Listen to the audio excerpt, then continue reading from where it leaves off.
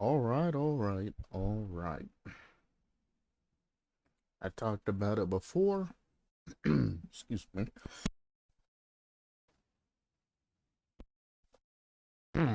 Terrible cough. And we are now in the actual developer update block instead of a random website of the new update. Forum.deadbydaylight.com/en/kb/article/337. It is the official. Ooh. It is the official patch notes and all of that for any updates that you have coming from behavior for Dead by Daylight.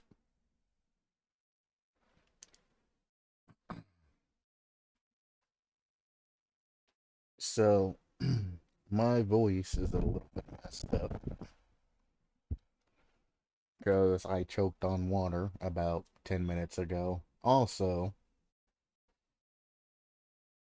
I don't know if I should say this or not, but when I was sleeping, I somehow ended up upside down and I had drunk a crap ton of water, so I was drooling, and as I was drooling, the drool was basically going out of my mouth and then back up my nose. So yeah, that was a rough way to wake up. Didn't feel too good. I was basically not drowning myself, but it could have gotten really, really, really bad. Like circular drooling or something. I don't know. But my chest hurts very badly. But I figured I would do the follow up from what I talked about last time and go from there. I do have a couple of changed opinions and things like that, so I'll go over them when I get there after actually reading the official form. But without further ado, let's hop on in there.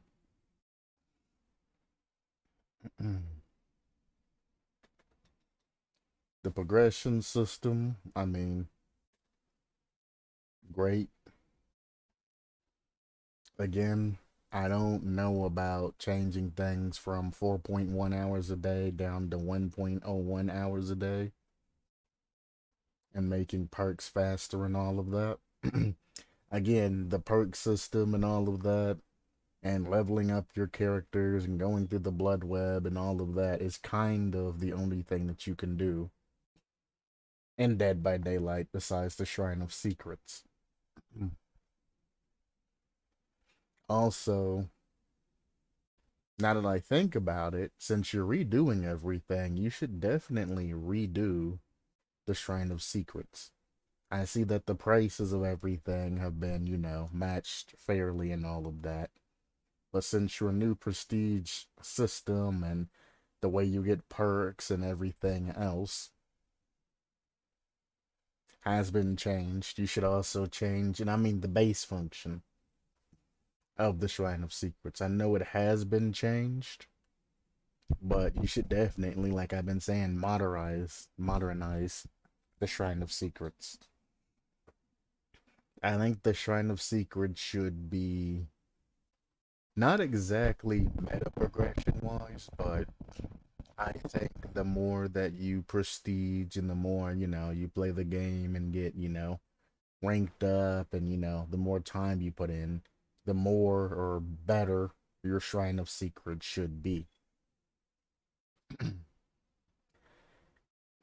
Because, I mean, yes, it's good the way it's set up. Somebody who's, new to the game might, find that gem of a perk in the Shrine of Secrets once they get enough, iridescent shards and all of that, and be able to, pick up a perk. Or somebody that's been, watching a streamer like Probes or Oats Darver or Coconut RTS, etc. might decide to play the game, and they're very knowledgeable about what's going on, and they're like, yeah, well, this perk is good, so and so runs it, and it's going to be used this way. But I also think that the Shrine of Secrets should expand based on the prestige, your level, how many hours you have in the game, aka being your level, etc., etc. For example, somebody who just now buys the game and gets in shouldn't be having, meta perks and things, that this update's trying to change thrown out in their Shrine of Secrets and all of that. They're new to the game. It doesn't really matter, what pops up. They should have, the starting character perks offered to them more often, so they don't have to play, I don't know, so let's say David King through, because they don't like his character and all of that. Which I know this has been changed a little bit, but I'm going off of the old and throwing in a little new. I'm speaking of if everything was left alone and then changed, not off of the changes that are being made at this particular moment. Let me clarify that. From the old Shrine of Secrets. Because when you first start, the only thing you can really do, unless you purchase or buy something, and I mean, if you do buy something, it's kind of pay to win, but you should get, a little bit of, maybe one slot of your Shrine of Secrets be unlocked, and then the other three be, base level, and have another system, added to that. For example, Rocket League's, Rocket Pass system. If you don't have the Rocket Pass system, you have, still a lot of cars and equips and everything that you can get, but they're standard. And if you do buy the Rocket Pass, you still get the same equips, but you get extra incentives thrown in, so extra perks and things like that. They're not pristine. You just get more things offered to you, as opposed to not having the pass. You have less things offered to you. Excuse me. But something like that when it comes to, buying something as soon as you, buy the game. You'll get more cycles or more items added into your cycling. Then once you level up and all of that, you can get better perks added to the cycling and all of that. But I mean, whatever you buy, obviously, you're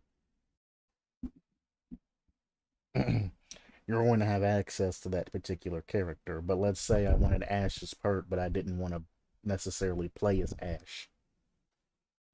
In the Shrine of Secrets, sometimes, when it's something dead, that would be offered, let's say you maxed out Meg instead of getting Sprint Burst in your Shrine of Secrets. You get, one of the Ash perks offered to you instead for that week. Now, this would be a little bit more work because behavior would have to, set, between level 1 and 10. These perks get offered between, 20 and 30. These perks get offered as an example. However, they can also go off of whether or not, the character that you play, for example.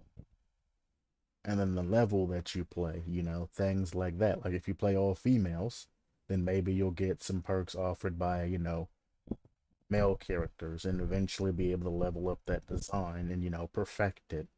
I'm kind of spitballing the idea, but you can perfect it and, make that a dynamic Shrine of Secrets. Also, starting out, maybe getting, 2, 3, 4 starting out, things offered to you. And as you level up and prestige and things like that more, you get, additional options or rerolls. Per prestige level, you get like one reroll in the Shrine of Secrets. Or something like that, you know?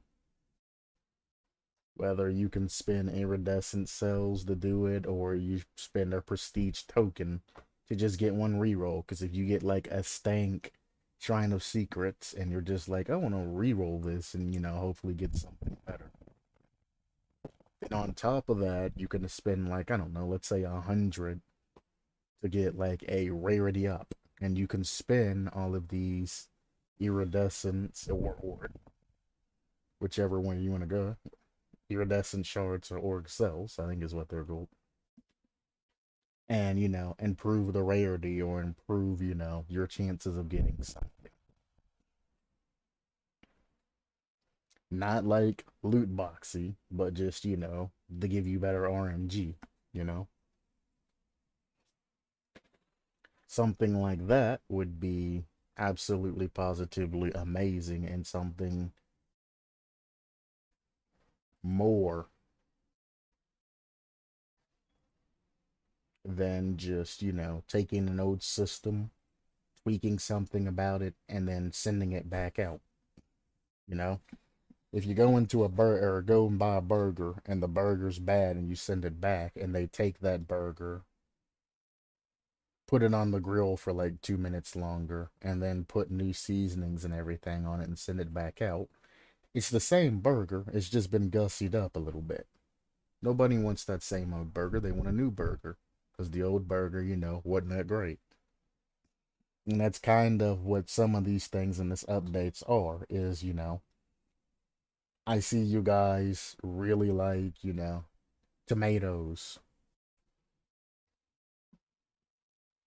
a lot on your burgers.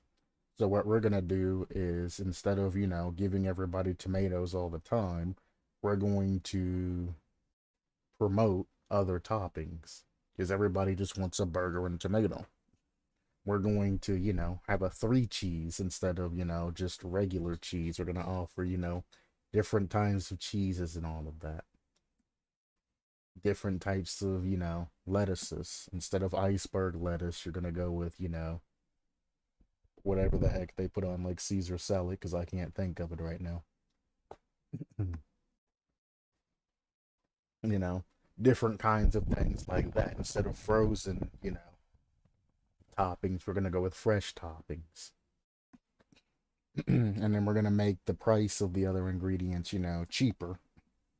And we're gonna make the tomatoes where you get less tomatoes and they're gonna cost more because it's a supply and demand type thing. Nobody wants something like that to happen. They would rather just have, you know, a better high quality burger overall is good, but they don't want to lose the price of, you know, they don't want to pay more and they don't want to lose, feel like they've lost value in the food. They just want the food to be better. Keep the same size tomatoes, but make the burger different and make it taste better, you know? Add the higher ingredients and all of that on top of it to make it to where, you know, the tomatoes on top, you know, are good, but there's other things around it and all of that that you have to choose from. So you add more to your burger besides tomatoes. You get the, you know, Caesar salad lettuce and the different, you know, seasonings and toppings and all of that other stuff and the condiments and all of that. And you have a huge expansion, you know. Maybe I want a fried egg on top. Or, you know, instead of ham, I get like a, you know, kangaroo burger patty or something, you know. Some wild game or something. That's the way that I see things. Instead of cutting what you already have down, just use what you have and make it better to make it worthwhile to spend that 4.5 hours as opposed to cutting things down. Now, cutting things down is great for businesses. Business side of the deal, that's exactly what they want to do. They want to cut down on material costs and all of that, and the things that they do buy, they want to sell. So it makes sense for them to go from 4 to 1. But as a player or a customer or consumer, we always just want bigger, better. So as a business, they're doing the right thing. But as a player looking at this, it's like, no, please, no, no. Because when you look back at old food that used to be great and used to have a lot of materials and good taste and all of that being companyized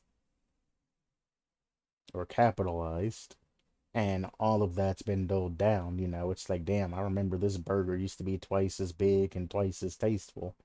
But now it's just like, meh. I'll eat it because, it's still good, but it's not great.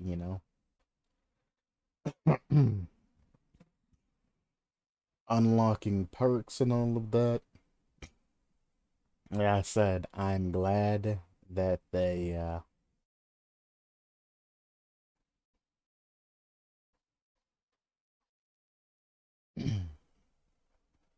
when you prestige a character,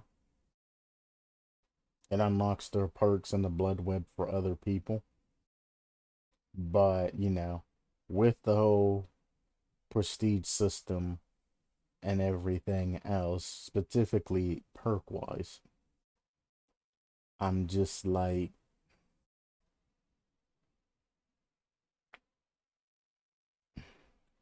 why? I prestige the trapper. Cool. Now I have tier 1 versions on all of my other killers. Again, if you change the Shrine of Secrets and all of that, which is just another way to do this entire system, to make it to where, you can get things like this easier. When you're first starting off, maybe have, 3 or 4 choices, but then as you level up and you play the game all the time, and you're more pro level, maybe you have a huge amount of choices in the Shrine of Secrets or more rolls or a way to increase, rarity of perks that you can get or specific perks you can get, or even just to be able to select a particular perk. If you have, enough prestige tokens saved up, like 10 prestige tokens or something like that, gives you the ability to just pick a particular perk or something along those lines. you know, I'm spitballing. Again, somebody that when there's a whole team behind it, they can take that idea and run with it and come up with a whole bunch of different ideas on top of that or separate from that. And, come up with a huge system that really makes it really fleshed out and all of that. But it's just like the fact that you prestige the killer one time and then its perks pops into everybody else's blood web is essentially the same way that it worked before.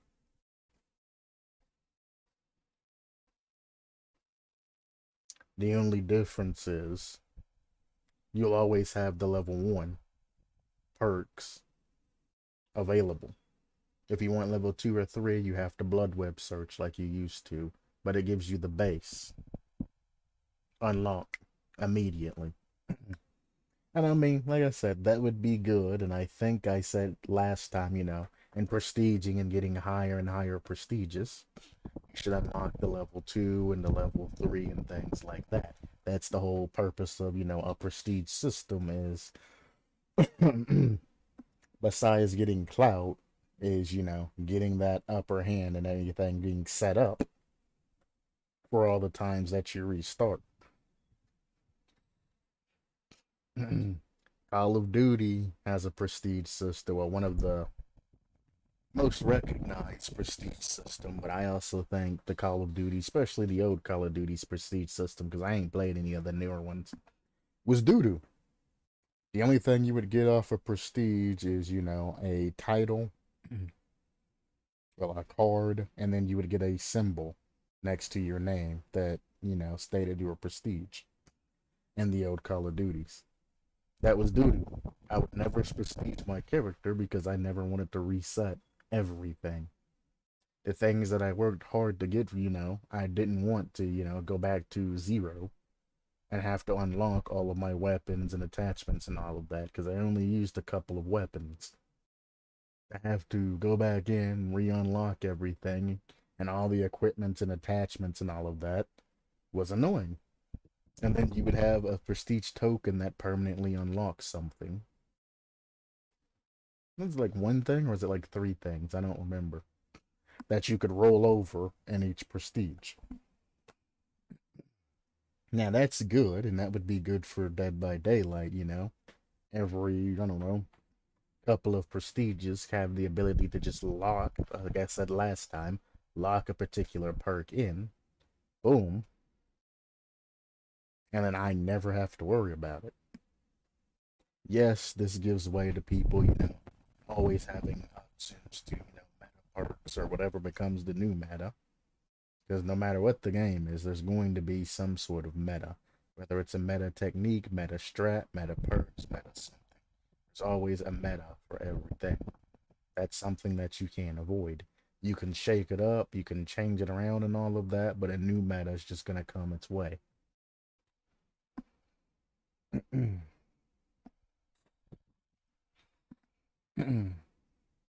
But I mean, if you want details on what I said with the perk system, watch the last stream that I did because I go in a little bit more detail about things they can do.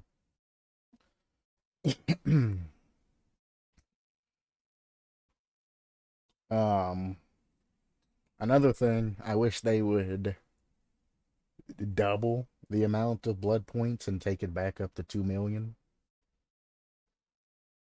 because it like takes like 2.7 million or something like that in the past to level up your character all the way up through to max.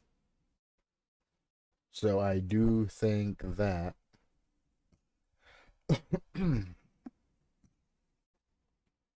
there should be a higher cap. Instead of 1 million, make it 2 million. So it's only, a point something, 0.7 or 0.9 or however much it is now difference that you have to come up with. Also, I think that every time you prestige up to a specific time, like every 10 prestiges or something like that, I think you should unlock special bonuses to your perks and or characters. If you wear a specific, let's say, cosmetic or something like that. For example, the old school, bright ass, blight looking, like, super bright, where you can easily be seen, like the crown that the survivors have, the bright ass clothes and things like that.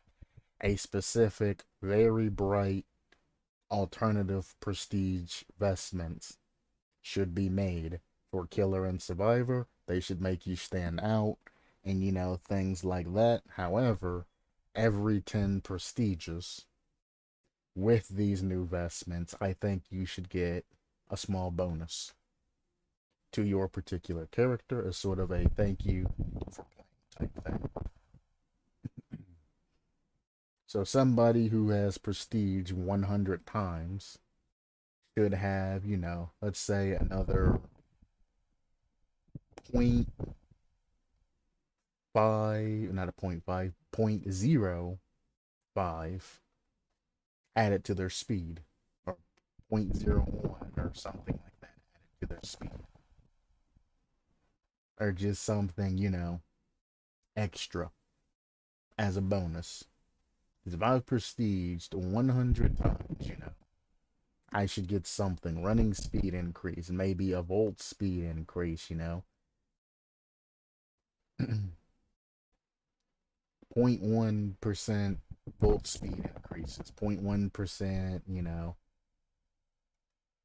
unhooking time increase, point 0.1 here and there, and then eventually just make it a 0.1% increase in, everything in Prestige 100, and have it just be the end all be all,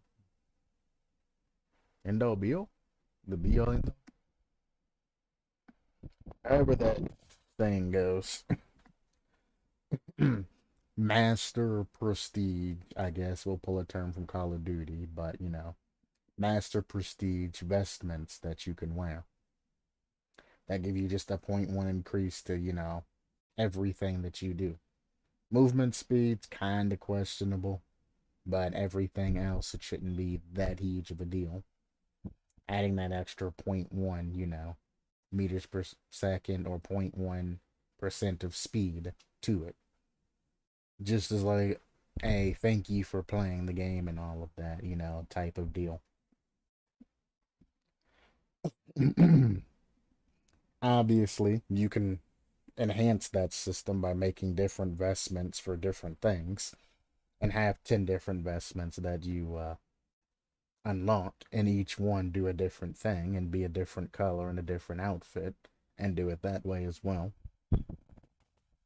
Or you can do a whole bunch of other different things, but I do think that, every 10 prestiges, you should unlock an additional something. Which kind of goes back into the idea of every character having a unique thing about them to make all the different characters, completely separate. Because as of now, the only thing you have is what they wear and their heights. And some have, these weird looking run animations and all of that. But animations and all that aside, you have the height of the different survivors slash killers. Well, I guess you can't add killers, survivors wise. You have height being one of the main things, and then what they wear are the two differences between survivors. Maybe the different vestments and all of that, for each one, adds a little extra something, something that, towards their particular character development. Like Meg, for example, she's known as, the track star, the runner, the sprinter. She has the sprint perks, she has the adrenaline perks, and everything like that. Maybe she get an extra second of adrenaline or something, or, something else that stacks that's, relevant for her as she prestiges up, Prestige 100, Meg has this bonus added on to her as well, That's stacking, etc., etc. No more resets. I didn't mind the resets before because you can go through all three, prestiges of a character. Hell, you can get them all three within a week if you play the game, to be honest with you. If you're an avid player, you can get all three prestiges on a character all within a week's worth of play. But that's all depending on, how often, you play the game, etc., etc. At worst case scenario, you should be able to get it all within a month, especially with all the free blood points and everything else, and codes and every other resource that's available to you that behavior gives you.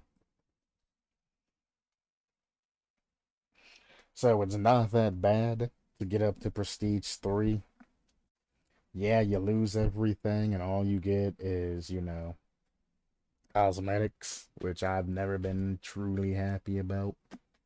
Because I don't even run the cosmetics that I got for prestiging. I just prestige because I could. And I ended up losing, hundreds to thousands of particular items and all of that just because I was like, fuck it. Might as well prestige. There's nothing else left to do in the game.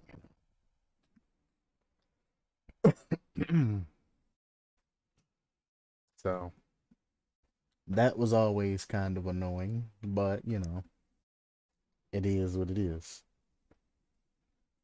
Now, the no more resets thing. Prestiging the character will no longer remove their perks, items, add-ons, or offerings. Perk slots will also remain unlocked after prestiging. That's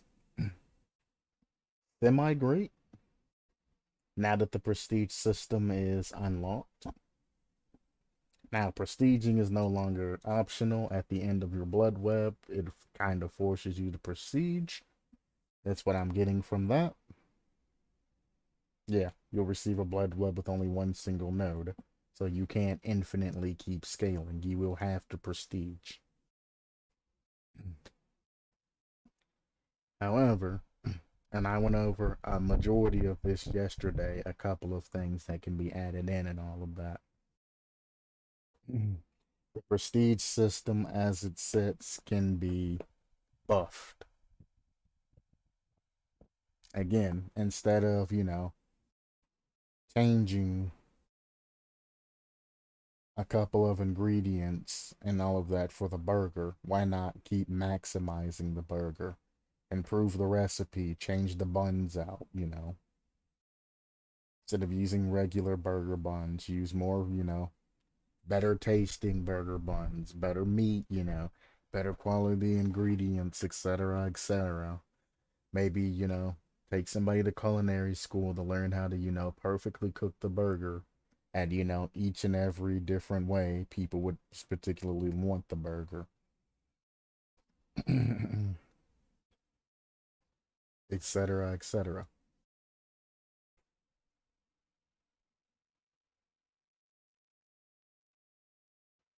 Expanded prestige, things like that. I went over this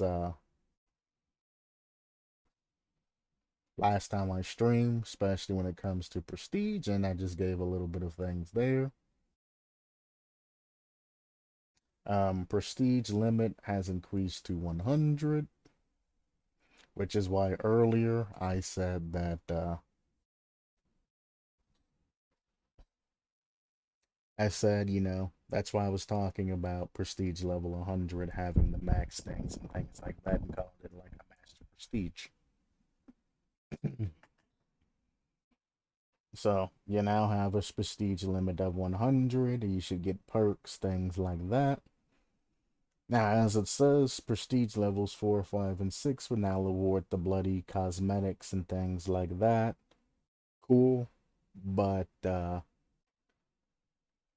what happened to plus 10? After you get plus past 10. 7, 8, 9, unique perks as charms, things like that, cool. But what happens once you get past prestige level 10? After 10, what happens?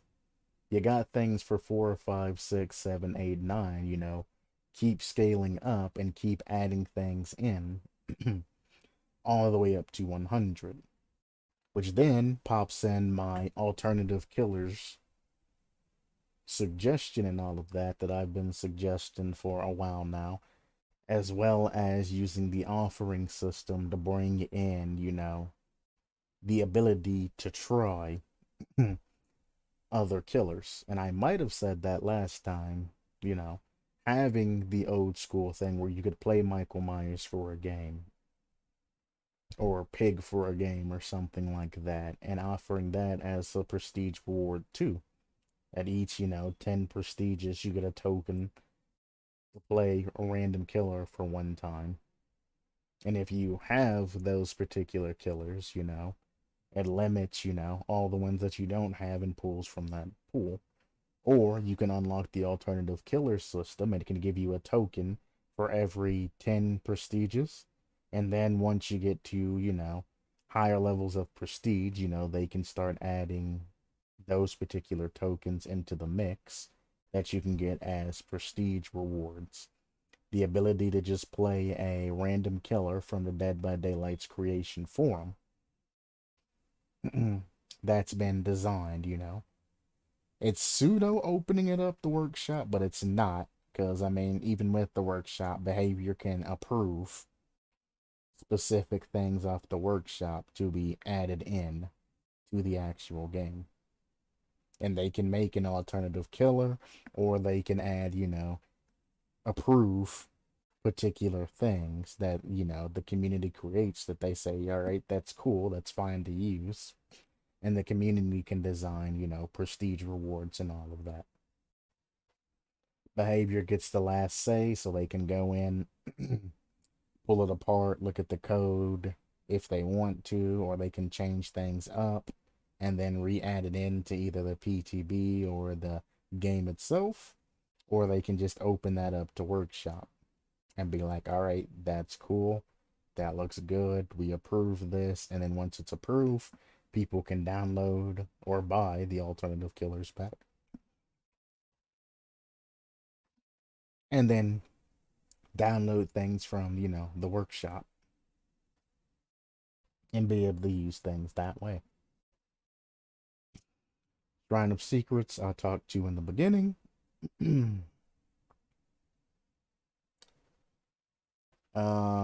This is basically saying the old system's gonna get benefits from the new system. So if you have max prestige and things like that, and you've been an avid player of the game, you're gonna get rewards. Much like Rocket League's legacy system, you have legacy this and that you have if you played the game. Matchmaking incentives, I mean, that's something that they needed. There's also a lot of things that you can add to the matchmaking. I spoke of last time, a training room and things like that, to where when you're waiting on the game, you're not stuck in a menu, not being able to do anything. For example, I will throw it out again. Rocket League, while you're searching for a game, you can play custom maps. Go in and do something there. You can play training maps where, you're just practicing a particular thing, things like that. It wouldn't be too difficult to just design a bot and toggle specific training that you can do while the game is, loading. Obviously, if you don't have a very strong computer, you're not going to be able to participate in, a lot of things. You'll be stuck there waiting. So, custom maps, things like that, might not be a thing for you. Cross platform, things like that. It's going to be difficult to get all the custom, maps and all of that on the things that aren't particularly PC related. That is what it is, but I mean, the game needs to be able to keep expanding. You shouldn't be slowing your game down because, let's say a console doesn't get exactly what PC gets. Again, I'm going to throw Rocket League out there. It's one of the games I play common. If you're on PC, you have access to the custom training like the consoles and all of that, but you have workshop maps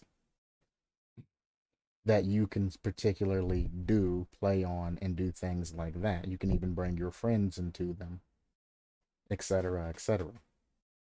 Imagine being a team of, four and having a mock match where it's three people going out and then, one guy plays as the killer or something like that, or just you and your friend going in.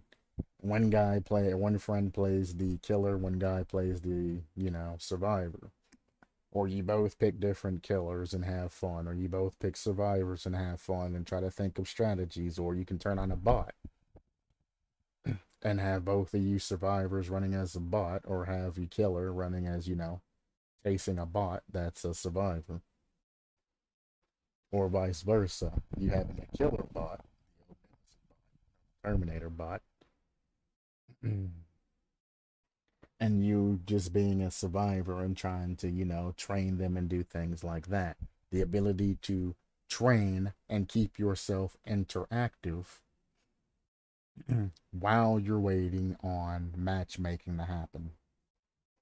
Now, because of the way the matchmaking goes and all of that, it's probably going to have to require a rewrite of that particular code. But let's be honest, you're going to have to rewrite the matchmaking code eventually. You can't put it on the back burner forever. And you say that Matchmaking has been a major focus over the past year. So instead of trying to make games, well, I mean, trying to get people together faster and adding in that quick, search feature and all of that, why not leave it for the groups and everybody else that, used to waiting on games and all of that, the ability to keep their hands moving, keep themselves warmed up, give them the ability to, do something, maybe add in, like I mentioned yesterday, a map creator or something like that. Give them the ability to do something while they're waiting and tie that in. Because instead of decreasing matchmaking times, if you give people proper entertainment, they will wait. Like when you go to a restaurant that gets a little bit busy, if the food is good, the customer will wait on the food to come out. Customers will wait hours if the food is, great.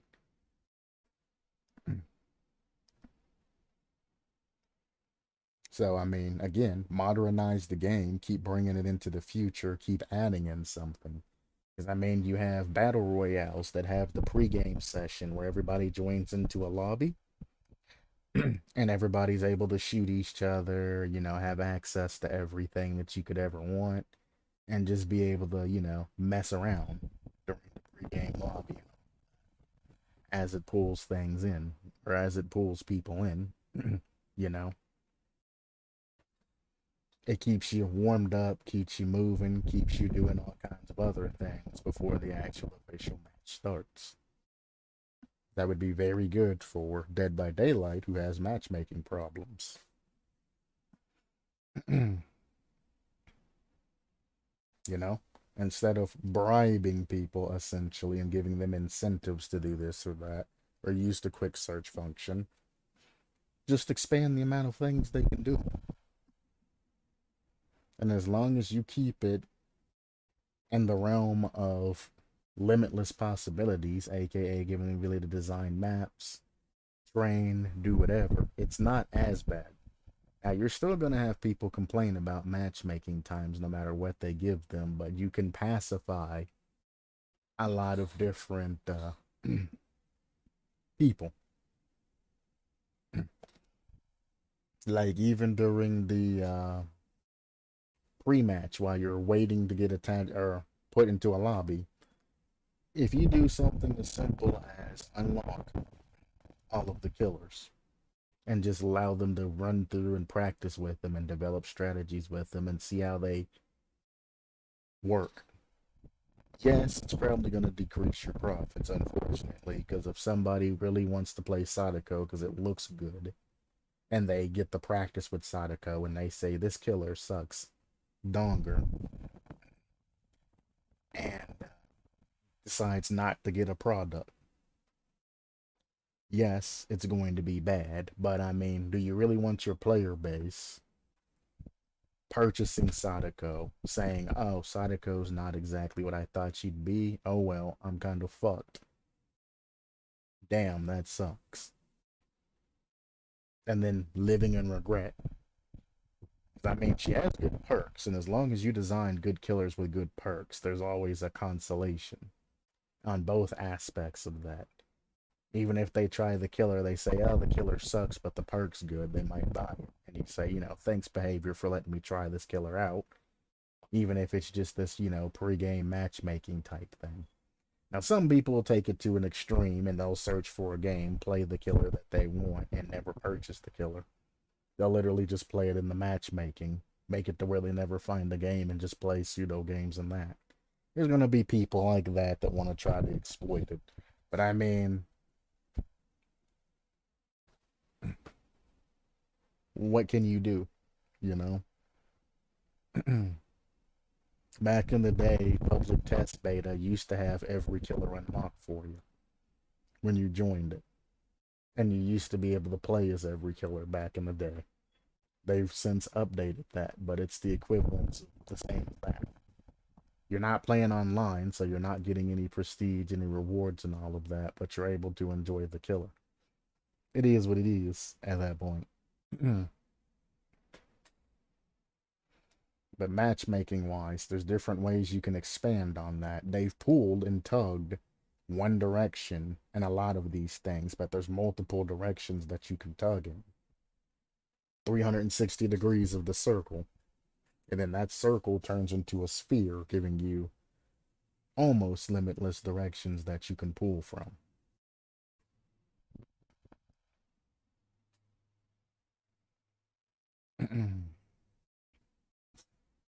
I do think they did good by disabling incentives of crossplay is turned off, because turning crossplay on gives you faster matches, gives you high quality, and I do believe that if your matchmaking or crossplay's turned off, you shouldn't be able to participate in those incentives. You're literally making, everybody's jobs harder by turning crossplay off. Now, in Rocket League, on my Lowsome Shot Messer account, I do have crossplay turned off. And I have it specifically turned off because you will get higher quality games playing against PC players than playing against console players. And I know people like Macho are like, hey, Key, well, you'll find shit players, regardless as if you play with console or with PC or all that other shit. But keep in mind something that's extremely, extremely, extremely basic, and people like Macho miss. If somebody is on PC and they're playing like ass, they're going to eventually realize that they're playing like ass. And you know what they can do? They can go to the workshop maps that are literally just training maps and all of that. And then the training packs and, oh hell, anything else that you can do on PC, Rocket League wise. You got Baki's mod, you have a whole bunch of other things. And they can steadily improve if they want to put the time and effort forth. They always have that path ahead of them. Whereas a shitty console player doesn't have a lot of those options offered to them.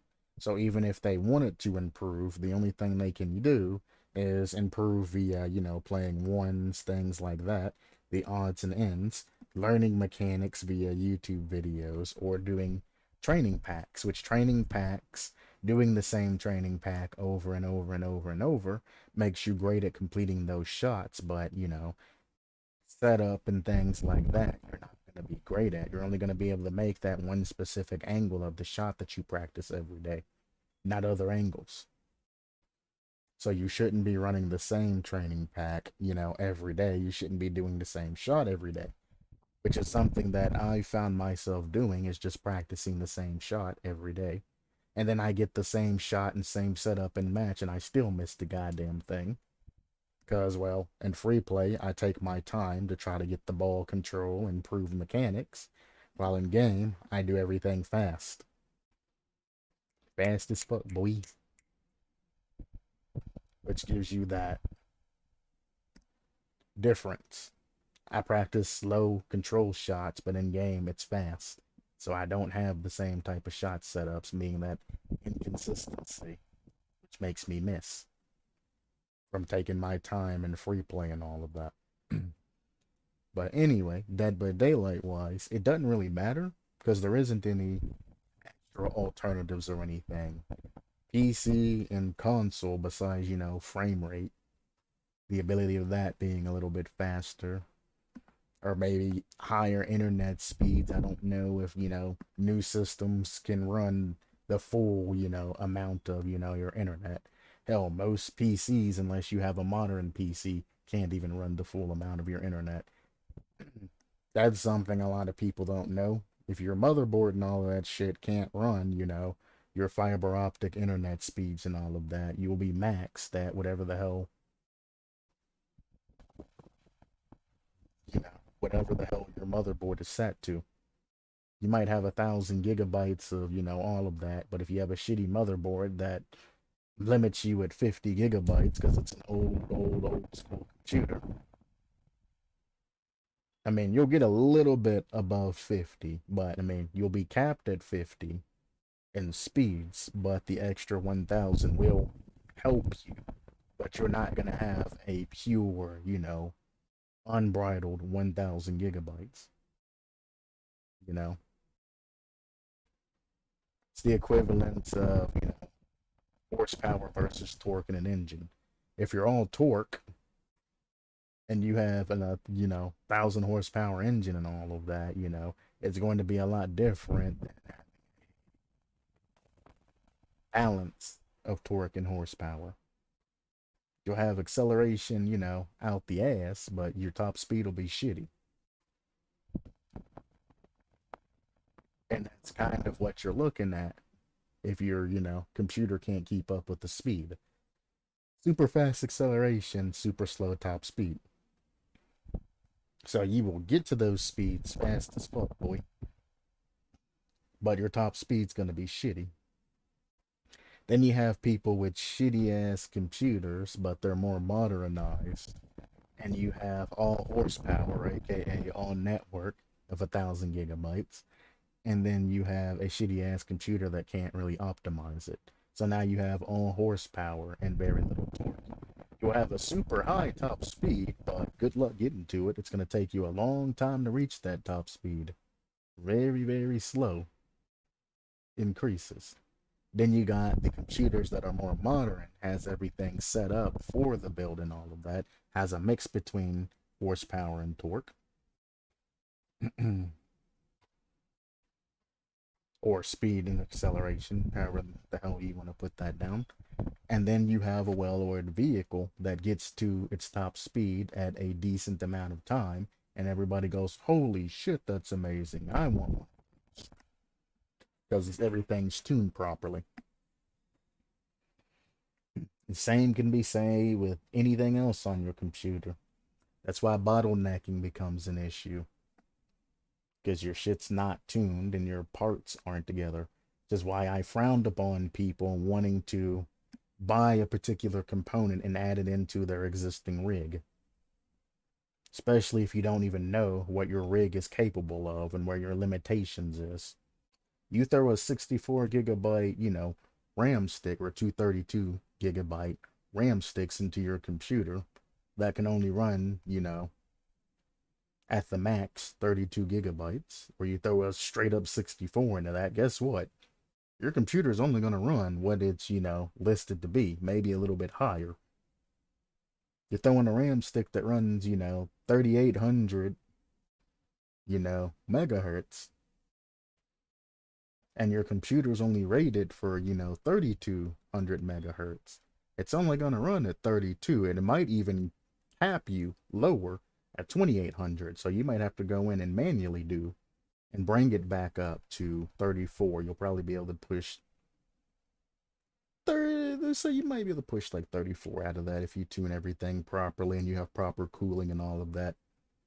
I wouldn't go any further past like 3275,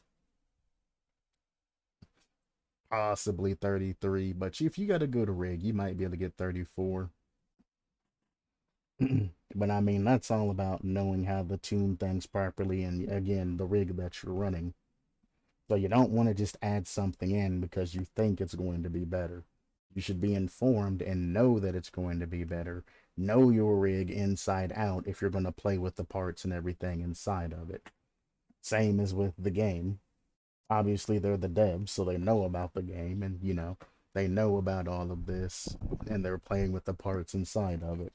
But like I said, don't just replace RAM here, hard drive here, this here, that there. Find out where the bottleneck is. Find out where, how much your GPU can handle, motherboard can handle, CPU can handle. And then, change things out. And before you even do all that, see if your computer's tuned properly, because you might not even be getting near as much as, what you can say, or what you can be getting. Make sure your computer is tuned properly.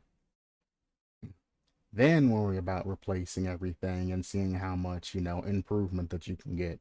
And don't go to a goddamn website and say, oh, well, if according to, Newegg or user test benchmark or, this other site, my computer, as I type my components in, says it's going to be running at 100%. And if I put this component in, it goes up to 150%. Well, keep in mind that if your components in your computer are old, you're probably only running at, base 80% at any goddamn time. Because, as things get added to the computer, files, might come across the virus, paging files, etc., the efficiency is going to go down. So, in some cases, you could literally take the part out, wipe the computer like you would regularly do, and put the same exact part that you took out but brand new back in, and you would see a 20% increase. Or some people have that 80% efficiency, wipe their computer and all that, change their components, put something in, and they get that 150% efficiency, and they're like, it's running twice the speed as it ever has. When it comes down to it, your computer wasn't tuned and working efficiently as it is. It goes up to 150. The next thing you know, it gets bogged down over time. It goes from that 150%, efficiency all the way down to 125% efficiency. And then overall, the only efficiency that you're getting, and plus, if you don't know how to tune your computer, you might even be getting only 115% efficiency. If you don't know how to tune it and you leave everything up to automatic, because computers choose safe over anything. So if you're at 115% efficiency, even though it says you can get 150% off of a website if you tune it properly, you're at 115%. Of course, it's going to look great because you got the 20% that you've dropped plus the 15% from the new parts. So you're going to be looking at a 35% efficiency increase, which is going to feel amazing and like you didn't waste any money. When the truth of the matter is, if you would have just tuned your old computer up and, did regular maintenance on it, you would have went from regular base 100% up to like 105 to 110%. And then all in all, if you don't know what the hell you're doing, a tuned PC getting 105 to 110%, you've only actually increased your system by 5%. And you've spent thousands of dollars on it. And it's like those mistakes right there is what makes me cringe when I talk to people about, oh man, I'm thinking about upgrading my PC. Oh, well, what do you think about putting in it? Well, I'm thinking about putting the newest thing that came out in it. And I'm like, it's not going to work. You can throw whatever big thing that comes out in. I guarantee it's not going to work the way you want it to work. There's going to be bottlenecking and a whole bunch of other issues out the fucking wazoo. You try to explain that to people and they're just like, nah, I'm going to do it anyway. And then they play and play and play and they're like, oh man, you didn't know what he was talking about. This shit's way better.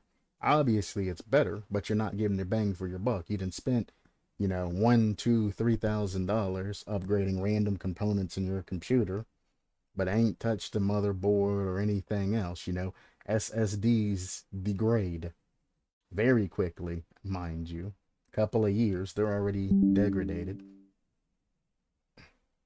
or have degraded a lot, especially without proper cooling and covers and everything else.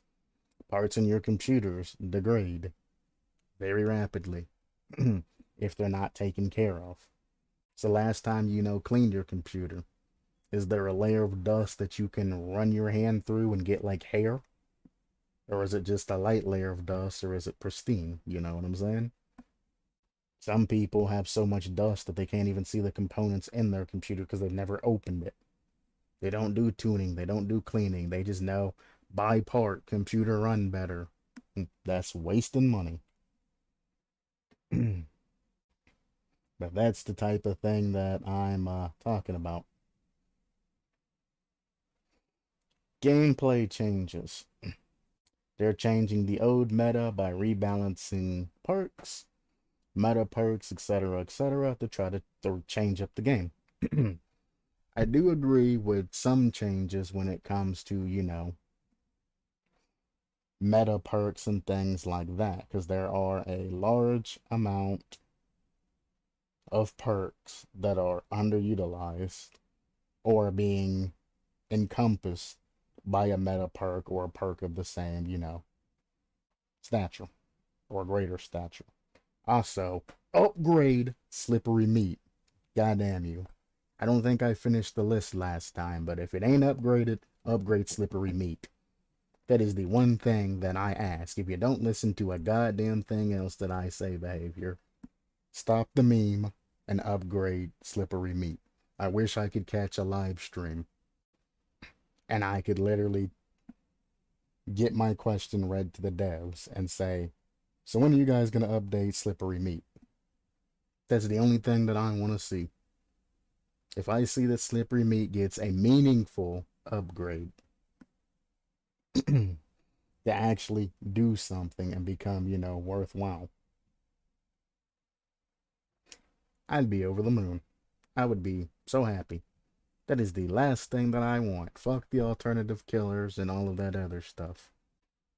Just upgrade slippery meat. That is the last thing that I want from behavior. After that, I can die happy.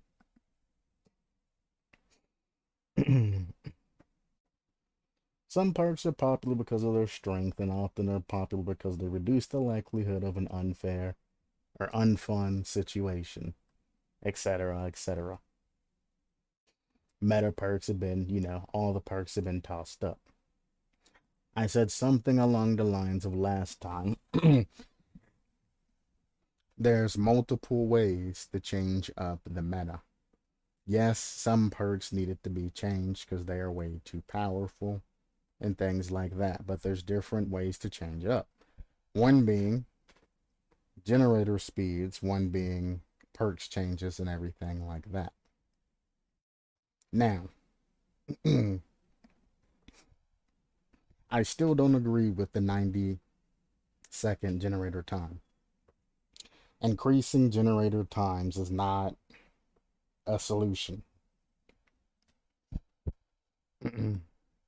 Because at the end of the day, whether or not, the gens are getting completed and all of that is all based on the survivor's tenacity.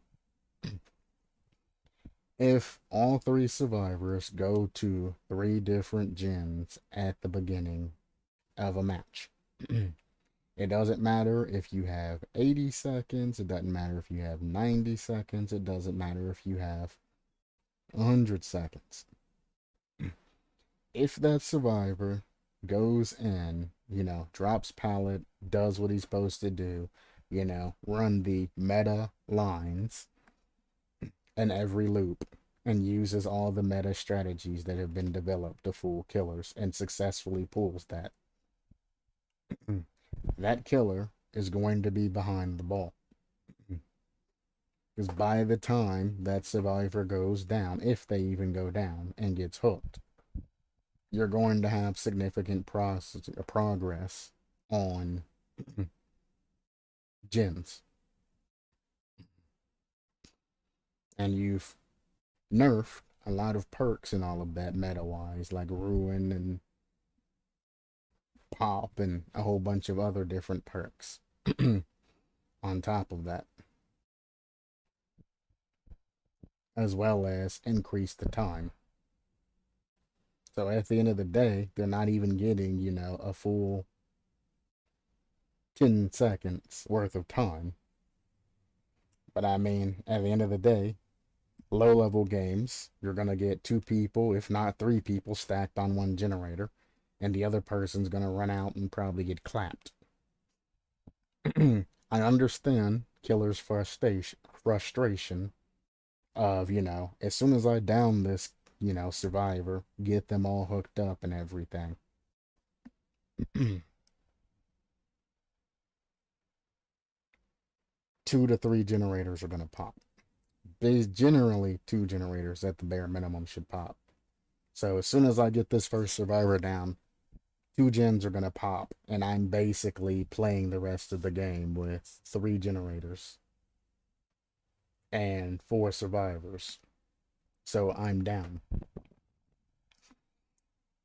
Adding in 10 seconds per generator adds another 50 seconds.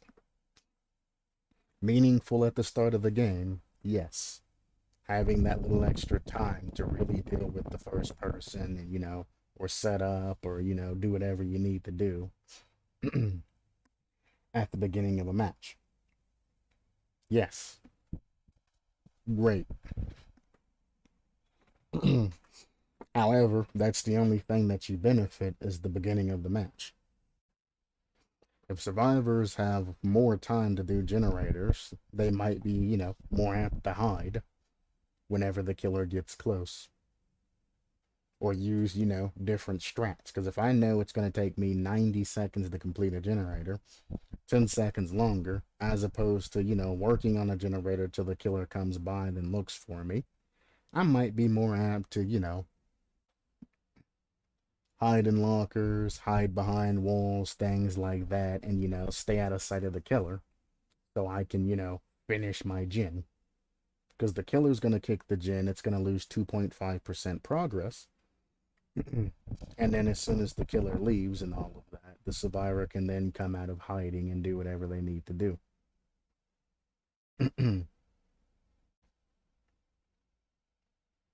So you might find even more stealthier survivors, or you're going to find even more frustrated survivors where, you would normally stick a gen and complete it. It'd be in 10 seconds longer. The killer might come looping around, and then next thing you know, boom, you're now stuck. Or Sadako's Fury of fucking, or Fury perk that gives you the rapid skill checks, or Dead Man Switch, I think it is. Or was it the Gearhead? One of the ones that activate for the Death Slinger, things like that, popping into play, causing problems with generators. I explained the majority of what I'm talking about yesterday. There's different things that you can do besides increase gen time that it takes to work on.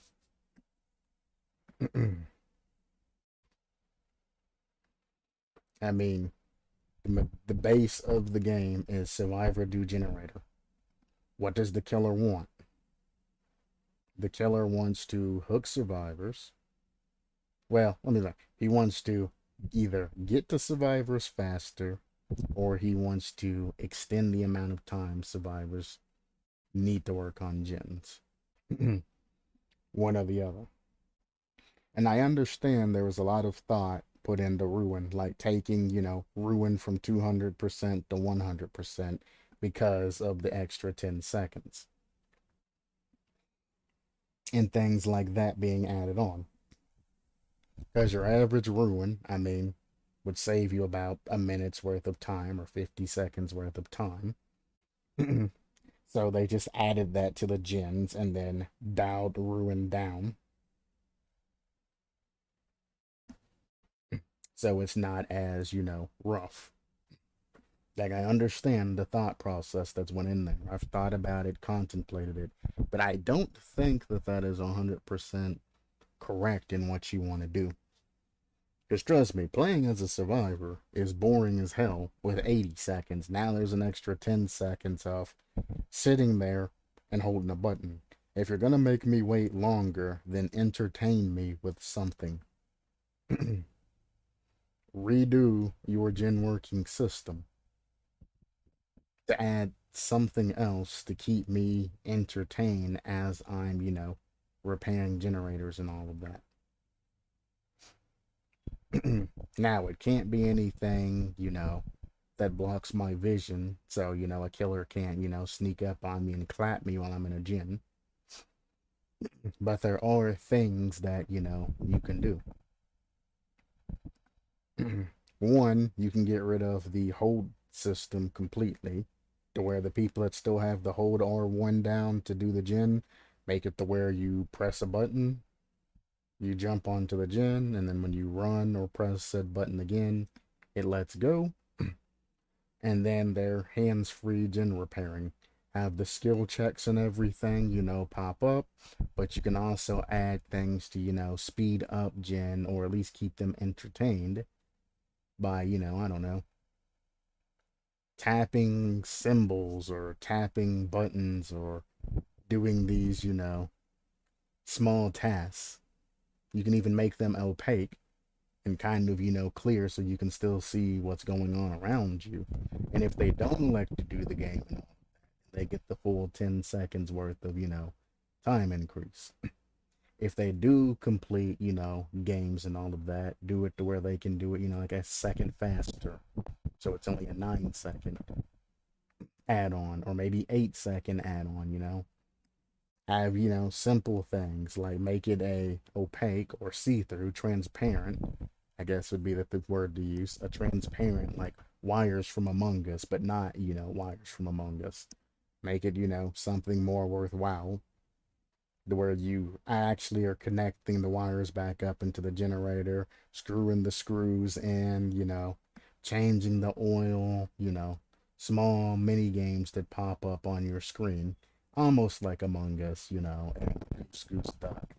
But, something along those lines to where you have not tasks to do on the generator, but just, things you can do. Obviously, I'm spitballing. The behavior team could probably think of things to, do. When you first start the game, you can have a small tutorial to where they can set, the transparency to where they can still see the mini game and still see out there, whether they want it to just be solid where they can't see, or, dull or very transparent to where they can see what's around them better. You can have it pop in like a Five Nights at Freddy's like monitor. You click the button, the mini game pops up. You click the button again, the mini game goes away. You press a button, boom, mini game pops up. You press the button again, mini game disappears, so you can see, normal vision. There's all kinds of things you can do to incorporate other things into the actual just holding of R1. Between the holding of R1, air rolling in Rocket League, and the holding of R1 playing Dead by Daylight, is not to mention, well, the interaction button. It makes sense why I lose so many controllers and that button goes out early, in all of my controllers. But like I said, if you're redoing everything, you should go and try to add things in while you still have the time. There's a lot of other things I was going to say about generator speed, but I'm going to leave it at that. It's just, if you're going to up the ante in times, you need to, again, keep people entertained or keep them doing something while you're doing all of that. Now, you can make it all part of a perk for like Fingmin, Mayfing, Fingmin. You can have it part of her technician perk to where she can do, task and all, or mini games to speed up gens to keep it like 80 seconds as opposed to 90 seconds or something like that, or make it 85 seconds or something like that, part of a perk, or you can have a different survivor and just attach that particular mechanic to that survivor and make it cost a perk slot. Losing a perk slot for 50 seconds off of generators ain't too terribly bad.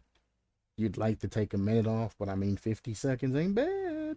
Well, it ain't gonna be 50 seconds because you'd have to work on every generator. You do 2 generators, it's 20 seconds. So thinking about it like that, you might have to adjust it accordingly, but if you're running a Gen Rush strategy squad where there's 4 people, you also don't want to have it scale too high. Killer improvements. Killers are faster on what they do for the most part, and survivors are slower in what they do for the most part. Now, that's a problem. That is a huge problem. And by huge problem, I mean huge, huge problem. Anybody who's a killer main are going to be jumping up and down in joy. Tailoring to the general population, which is mediocre, you're always going to run into huge problems when it comes to new people and when it comes to, the higher ranked people. Anything that isn't the general public. If I'm new to the game and I go in, and I play as a survivor and I get absolutely slaughtered the first couple of games that I play, because now what was semi balanced is now scaled a little bit more towards the killer, and the survivor has a little bit of a tweak down. So that's not double, but that's a double negative for survivors and a double positive for killers. If I play the game and don't know anything about the game, and the killer now has a scalable advantage over base. Because generally, a new killer and a new survivor, the killer would probably end up getting like one survivor hook and the rest of the lobby escape.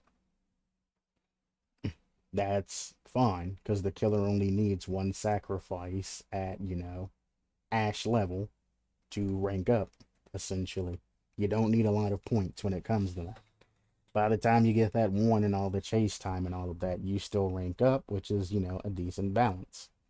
And as you rank up, needing more and more and more and more kills as you get better makes sense. But the killers that are, good at what they do have just gotten better. And the survivors that were good at what they do, the game has gotten harder.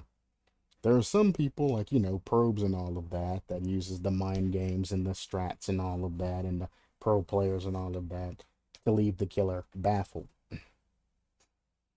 When it comes to running tight loops and things like that, that little extra time and all of that is meaningful.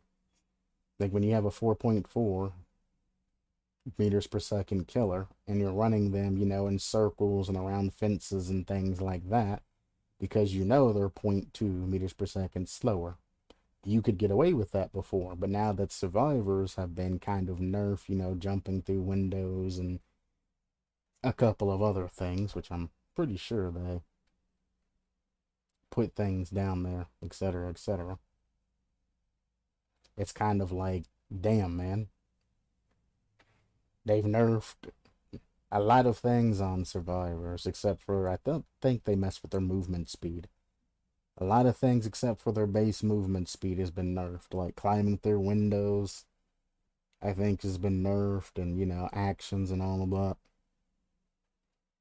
that. So it's like vaulting a window is slower. At least that's what the previous website said.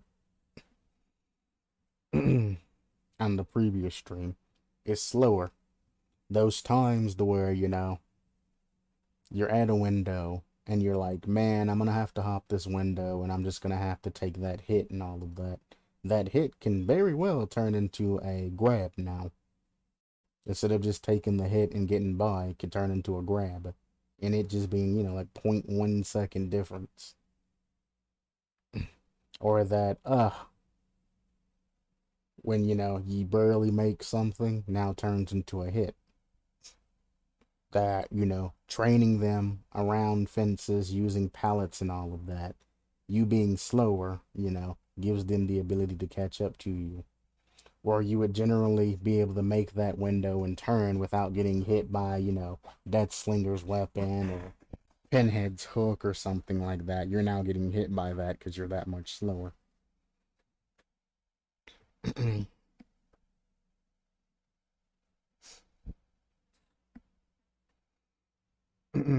Bloodlust increase. I always thought the bloodlust was almost perfect. Because, I mean, if I'm running and chasing a survivor and they're just running the same loop over and over, and I'm being stubborn and chasing them to get the bloodlust tears, you're giving up precious time to get bloodlust charges. And I'm glad they left the first tier of bloodlust the same. And after I get that first, bloodlust tier, that's all I typically need to at least get a hit on that particular survivor. Just that small boost of speed. If you are getting up to bloodlust tier 2 and 3, that means that you are stubbornly chasing that survivor. So as you can see, you've wasted 30 seconds or you've wasted 45 seconds. And if you haven't even landed a hit on that particular survivor in that much time and you haven't abandoned that chase because you're being outplayed, that's on you. That's not something that you have the right to complain about. That's on you for sitting there and chasing them for 45 seconds, then trying to make a play off of them. Plus, they're probably just going to drop a pallet or one of their teammates is going to come take a hit to get rid of the bloodlust anyway. But that's on you. 15 seconds of chase time, I believe, is correct. Hello, Galanonim. But going from the 30 seconds to 25 seconds, I don't think needs to be changed. Because after you get the bloodlust tier 1, if you're not able to catch them or juke them or something like that, it's kind of what are you doing? You got that increase in speed, especially if you're a 4.6 and you got that first blood tier, which I could see this spread being effective if this was a 4.4 meters per second killer's bloodlust and this was a 4.6, and you separated them based off killer's speeds and abilities and whatnot. I could see that being a smart thing that you can do. 4.4, less bloodlust tier time or activation time. 4.6, longer time. And use it as a balance like that. But instead, it's just like, why is every killer getting, a buff? That includes, killers like Legion and Plague and, Bubba and all of them. They're all getting that particular buff when some killers don't need that buff.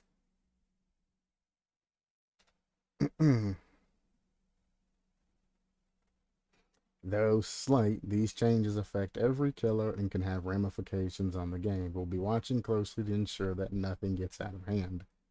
You say that, but we know you behavior. You ain't really watching shit. Yeah. You'll check every once in a while. AKA, once the community fucking goes on a rampage about changing the shit back, you'll do something about it. But until then, you guys aren't known for being on top of things. You're just not. You don't have that type of reputation of being on top of things. I'm sorry, behavior. You can't be trusted to actually watch to make sure things don't get out of hand. Now, if, a streamer that streams all the time, now Nurse and Blake can chase you down faster. Exactly. Nurse getting bloodlust faster. Kinda crazy. When streamers start complaining about it and all of that, which affects their viewers because they're influencers as well to an extent, and then they start rioting and all of that, that's when behavior starts really starting to trying to make changes. Is when things get out of hand. That's when they start making changes and all of that.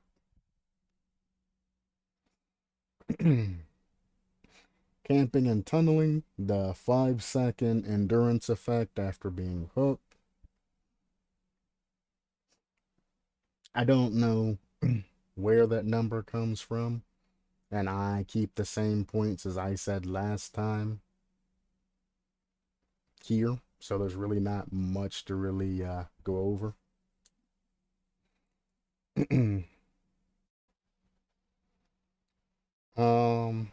I do see that it's 5 seconds instead of whatever that website said last time, so they were off on the amount of seconds, I do believe. But for the most part, I still stay on the same page.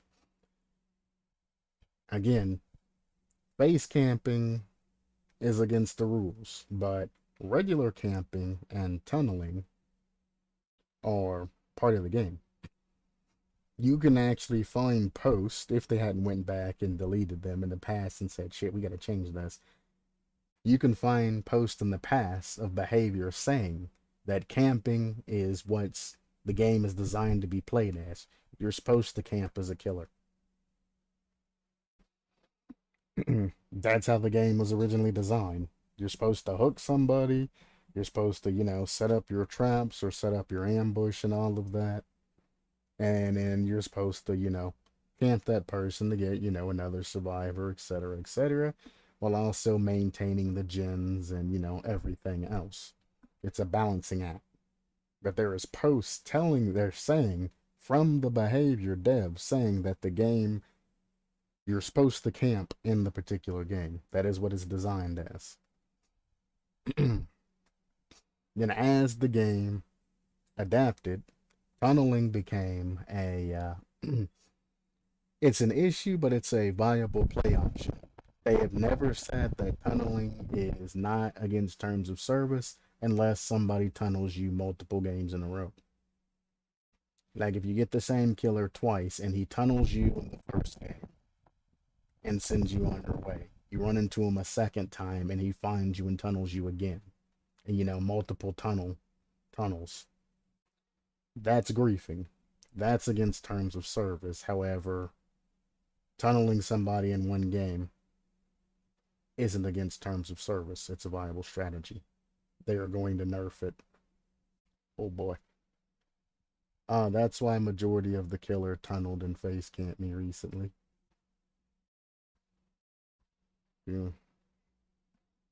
Yeah, they're gonna have to nerf it. Now, they said that they gave a 5-second endurance rate after being unhooked.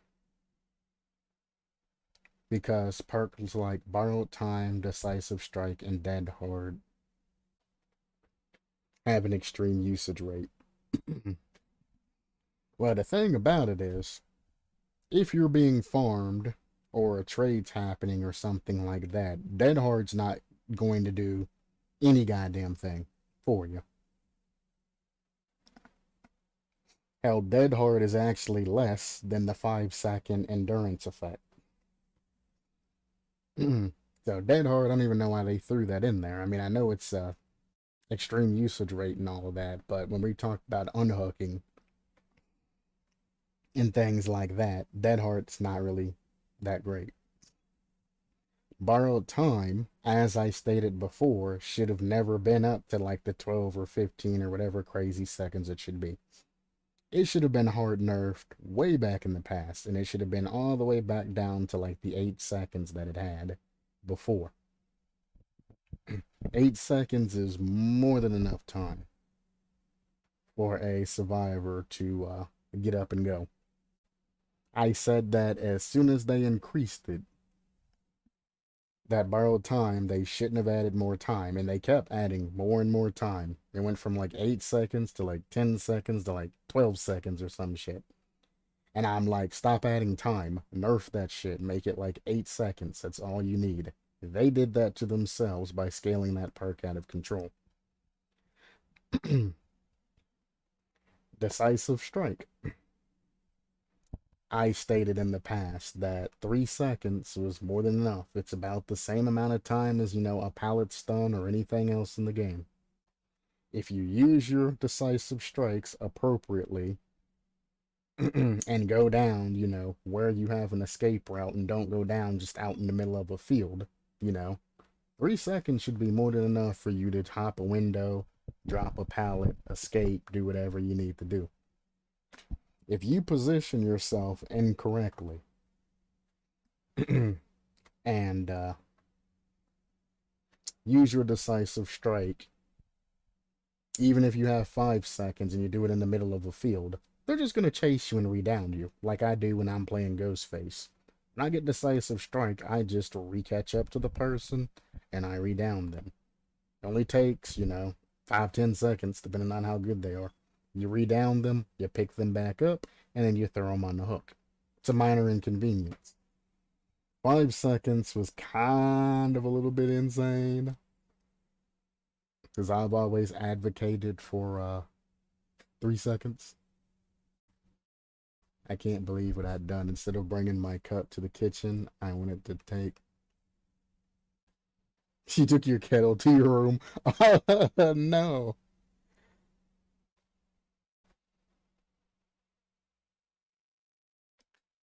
That's kind of funny. I do things like that all the time.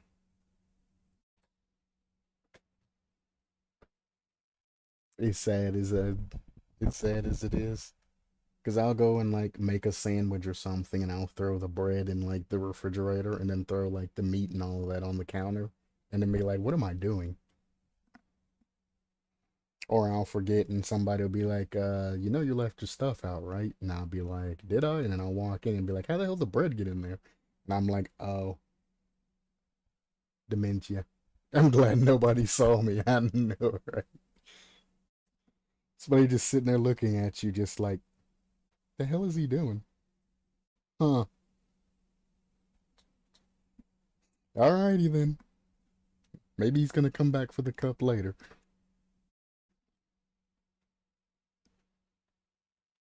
I don't know. That's funny though. That's something I would do.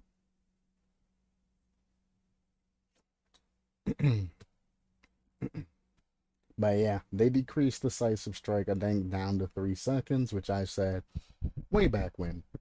Now, I don't believe that decisive strike should be an anti-tunneling perk. Instead of leaving the you have to be unhooked first, I think you should just get it like how it used to be. Because, I mean,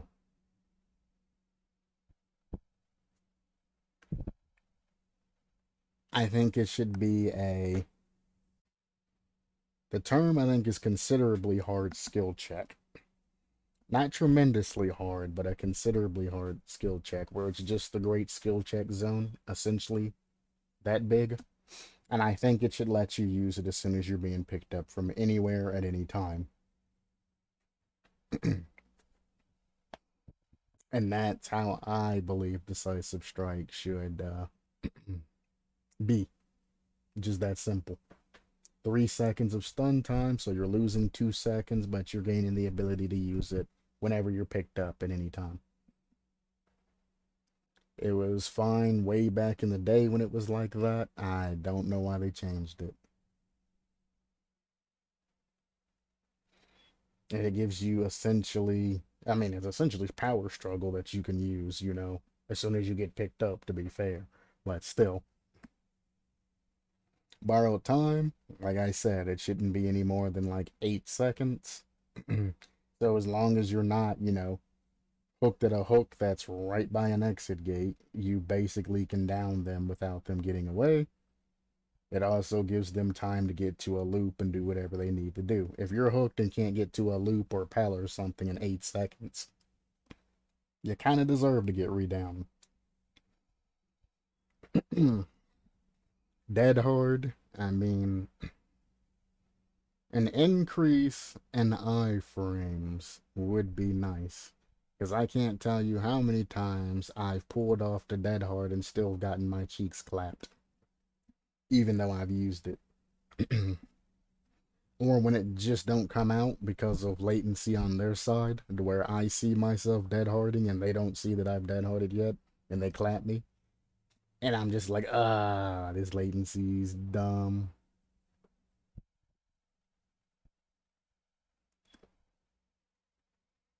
But I mean, dead hard, I really never had an issue with, because if they waste their dead hard, or they panic dead hard, which you can bait out, they're basically done.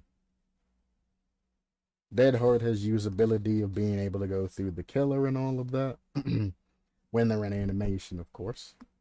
So you can dead hard through them and then flashlight save a teammate if the killer's in an animation, like picking up or something like that, unless they've changed it. So it has very good utility, etc., etc. I ain't never had a problem with it. Yes, it's one of the most used perks, but until, behavior gives me a perk that I can activate and get another hit that don't involve me doing something crazy, like Medal of Man, you have to take like 3 protection hits in order to save yourself from going down one time. Fuck all that. I'll just run Dead Hard instead. You want me to not run Dead Hard, make Medal of Man easier to do. Make it, altruistic actions and all of that. 3 altruistic actions, you get an endurance state for X amount of time, so you can't just store that up all game. You know, maybe 60 seconds worth after 3 altruistic actions. So if you unhook somebody and you heal somebody immediately after, that's 2. Then if you take a protection hit if the killer comes around, that would be 3, giving you the Medal of Man activation. Then for, X amount of time, could be 15 seconds, 30 seconds, 45, 60. I wouldn't go over 60 seconds. If you get hit again, you don't go down. That would make Medal of Man, more useful than to just have to take 3 protection hits to get the same effect. It's not worth running. You run it on part of meme builds and things like that. So it's like, if you don't want Dead Hard to be used, make Medal of Man and other things that can extend my life.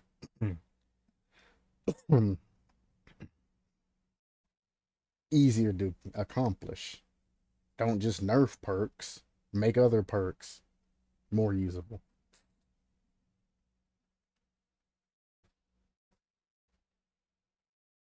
Um, Meta perk changes. They have a graph and all of that showing the different perks and all the meta, etc., etc. And the changes of everything behind them. I'm not going to particularly go over any of that.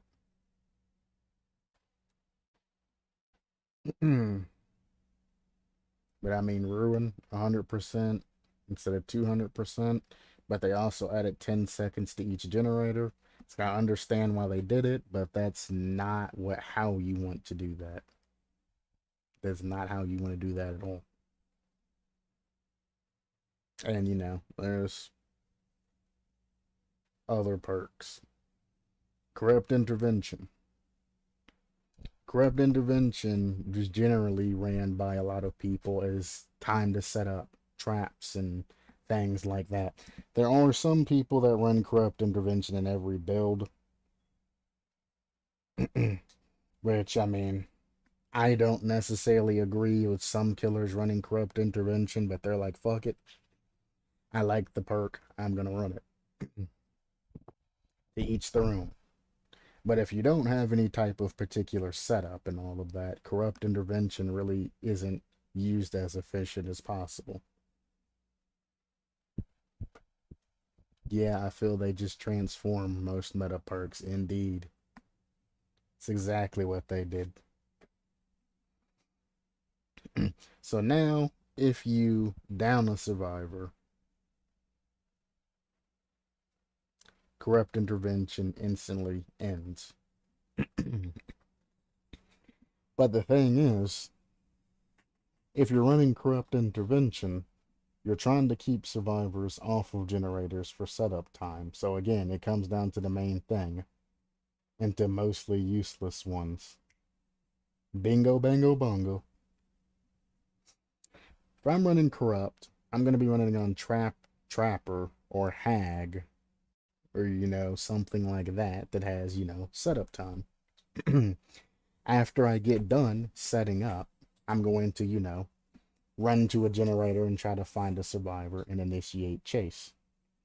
Corrupt intervention lasts for 2 minutes. I want to say it lasts for 2 minutes.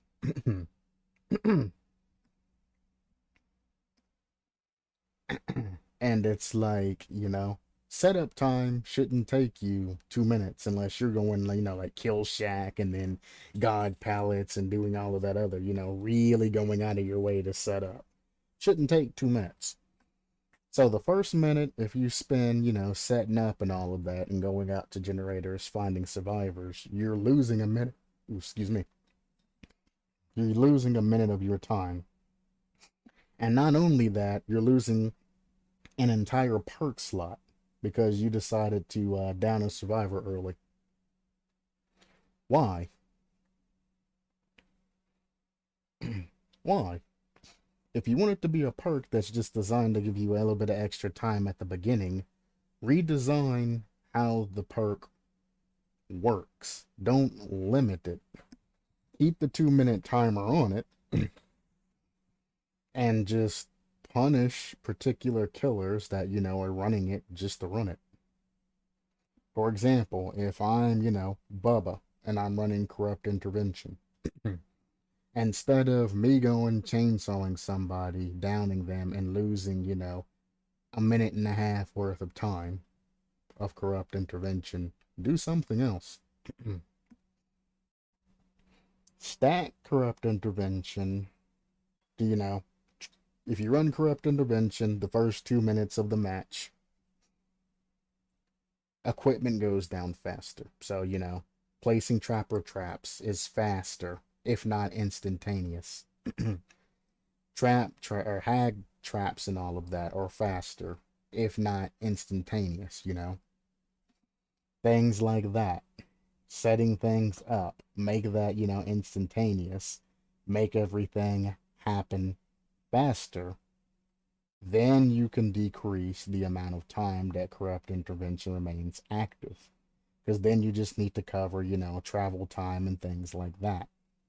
Or spin it an entire different direction and make corrupt intervention how it is, and make it to where if you go within X amount of meters of a particular survivor, you lose, I don't know, 0.1 meters per second of speed or something, or you get some sort of negative. Stuns last longer, pallets take longer to break, or something like that in exchange for the extra time. Obviously, you'll have to adjust the perk and make it do different things, but I mean, you can mix that up to get a better perk and make it used for the setup killers as opposed to just people that just want to run it all the time. Self-care taking even longer now. For example, without medkit buff, there is no reason to take instead of boon circle of healing. Exactly. I talk very passionately about self-care being made absolutely positively useless now. It almost makes me want to cry. Self-care used to be one of the most used perks because it was the only way to reliably heal yourself. But it took 32 seconds, which is devastating. It's almost half a gen well, it's more than half a gen because you generally have to run somewhere safe and then self-care. So efficiency wise, you're losing, more than half a gen, but let's just say half a gen is an average. So you're losing half a gen to essentially heal yourself. And that's a shame. If you're going to make self-care longer, make it to where you passively heal yourself. Instead, if you want to make it longer, make it original 32 seconds. However, when you're not doing anything, when you're not, working on gens, fixing totems, running, or doing any type of, craziness or anything like that, you heal automatically.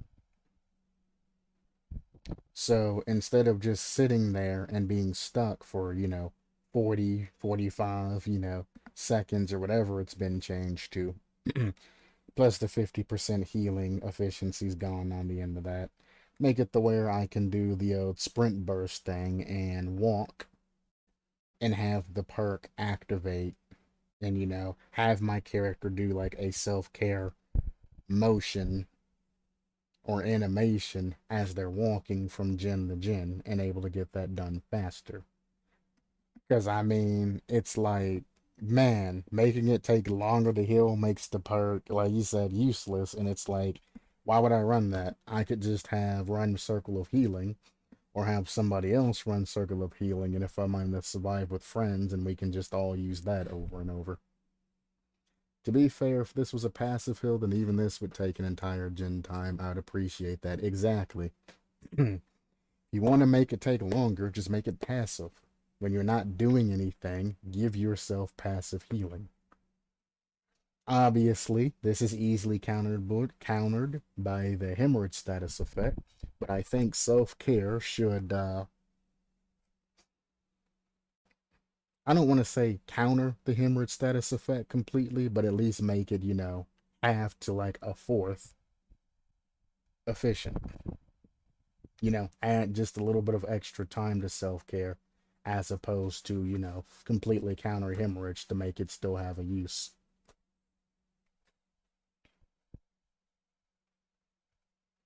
This feeling when your example is better than behavior, well thought change. You know, right?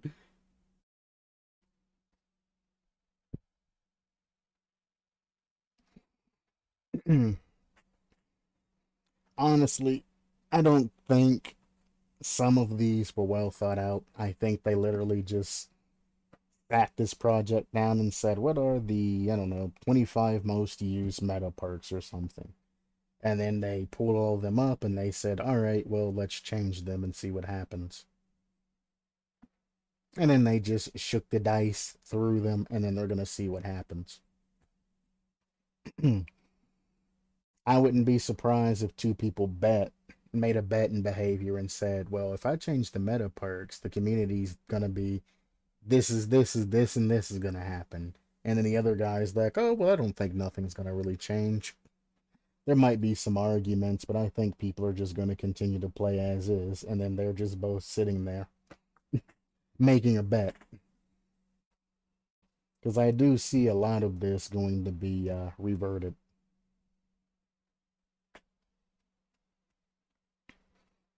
Day 2, get care of the weaker perks. But meta perks were just, well, some of them were just deleted. Yep, pretty much. Pop goes the weasel.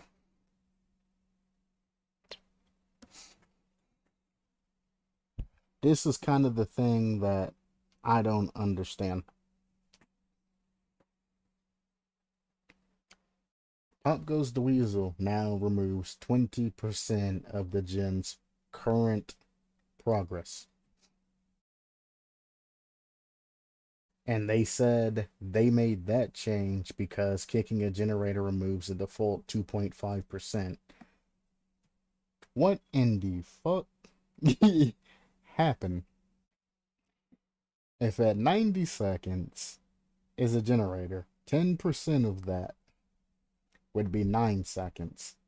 5% of that would be 4.5 seconds. 2.5% of that is 2.25? 2.25 seconds. Or somewhere around there. I think I just lost track of math, but somewhere around 2.25 seconds. Doing some change. I'm gonna go with 2.25. I don't feel like doing the advanced math. Because 2.25 seconds is being taken off of a gen as soon as it's kicked, they're removing 20%, which would be 18 seconds off of the new gen timer from when it gets kicked and decreasing it to about essentially a fifth of that. So if we take the 2.25 seconds and we take a portion of 18 seconds, you're only getting about 10 seconds off of a generator using barbecue and chili.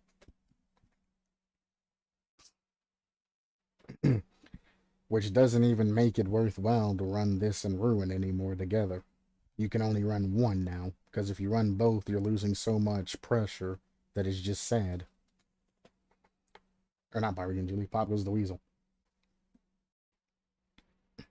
And that's sad.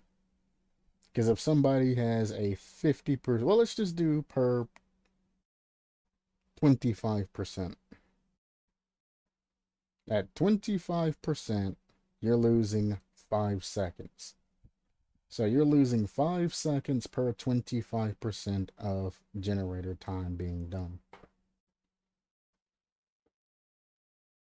Again, 25%'s a fourth of 90, so whatever the hell that equals up to, it's like 22 seconds or something crazy like that. I don't know. I don't feel like doing math. So they're losing 5 out of every 22 seconds. Now, if it was just 22 seconds, losing 5 out of that would be fine, but it upscales. At 44 seconds, only losing 10 seconds isn't good. And as you keep upscaling that to 66 seconds, or whatever the hell it is, and keep doing the math over and over and over, as it upscales, you're actually losing, less time.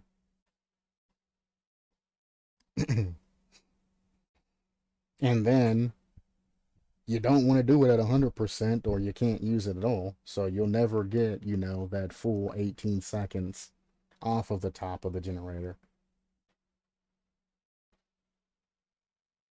And like I said, 18 seconds out of 90 because of the upscaling ain't shit. You take 18 seconds, off of 89, you send them down back to 71 seconds, which is basically 9 seconds off of the regular generator time of 80 seconds.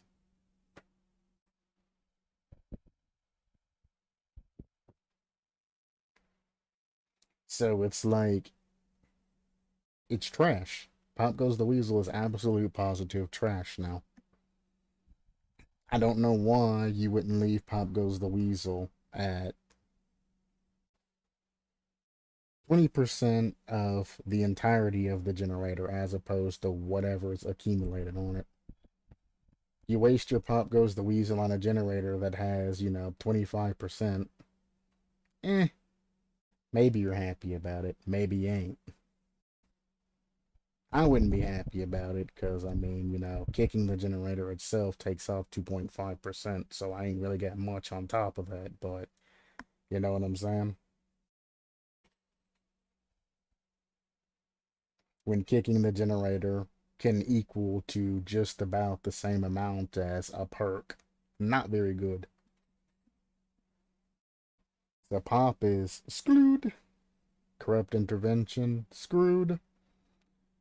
Tinker, I do like how it went from 75%, I think, to like 70%.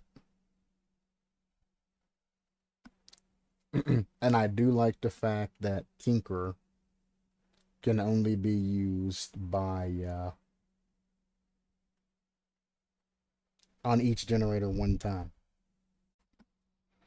Because if you implement a device or something, let's say a switch or something that activates, or a circuit breaker or a piece of wire or something to alert you when a generator goes, above a specific time. And the survivors are, aware because you come flying over at increased speed. Realistically speaking, the survivors who have the generator open in front of them would probably tear that device out and continue along, or the device would burn itself out, being, like a circuit breaker or something. Well, not a circuit breaker, a fuse or something like that. That temporary, stops everything and alerts, or something explodes, or it sends a signal to something that's on the killer, etc., etc. I do think that having Tinker activate only once in a generator is good. Because Tinker was the ultimate 3-gen perk. Because you could just wait for that to activate, run over to the gen that they're working on, clap some cheeks, kick the gen again, let it go back under, and then go and, to another perk.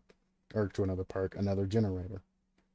Now, if two generators popped at the same time and you got that, then you're screwed and you need to just commit to one person taking them down, hooking them, and calling it a day. You're out of time.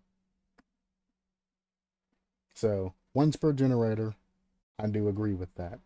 70% progress gives you extra time to get over to it. I agree with that as well. Increasing the charges to 90 seconds, giving the killer extra time to approach. Cool. In exchange for that, Tinker's not really that badly screwed. Not bad. No ad, you've ruined. I would rather you just remove the entire perk itself than to nerf and or change it. No ad is let's be honest here. No ad's the ultimate scumbag perk. If you're bad at the game, or if you really, really, really are trying to try hard sweat and get a victory under any circumstances, you run no ad. At the end of the game, you walk around, you clap everybody's cheeks, or at least the cheeks that you can find, and then you send it. Speed boost and then everything else until they find the hex totem.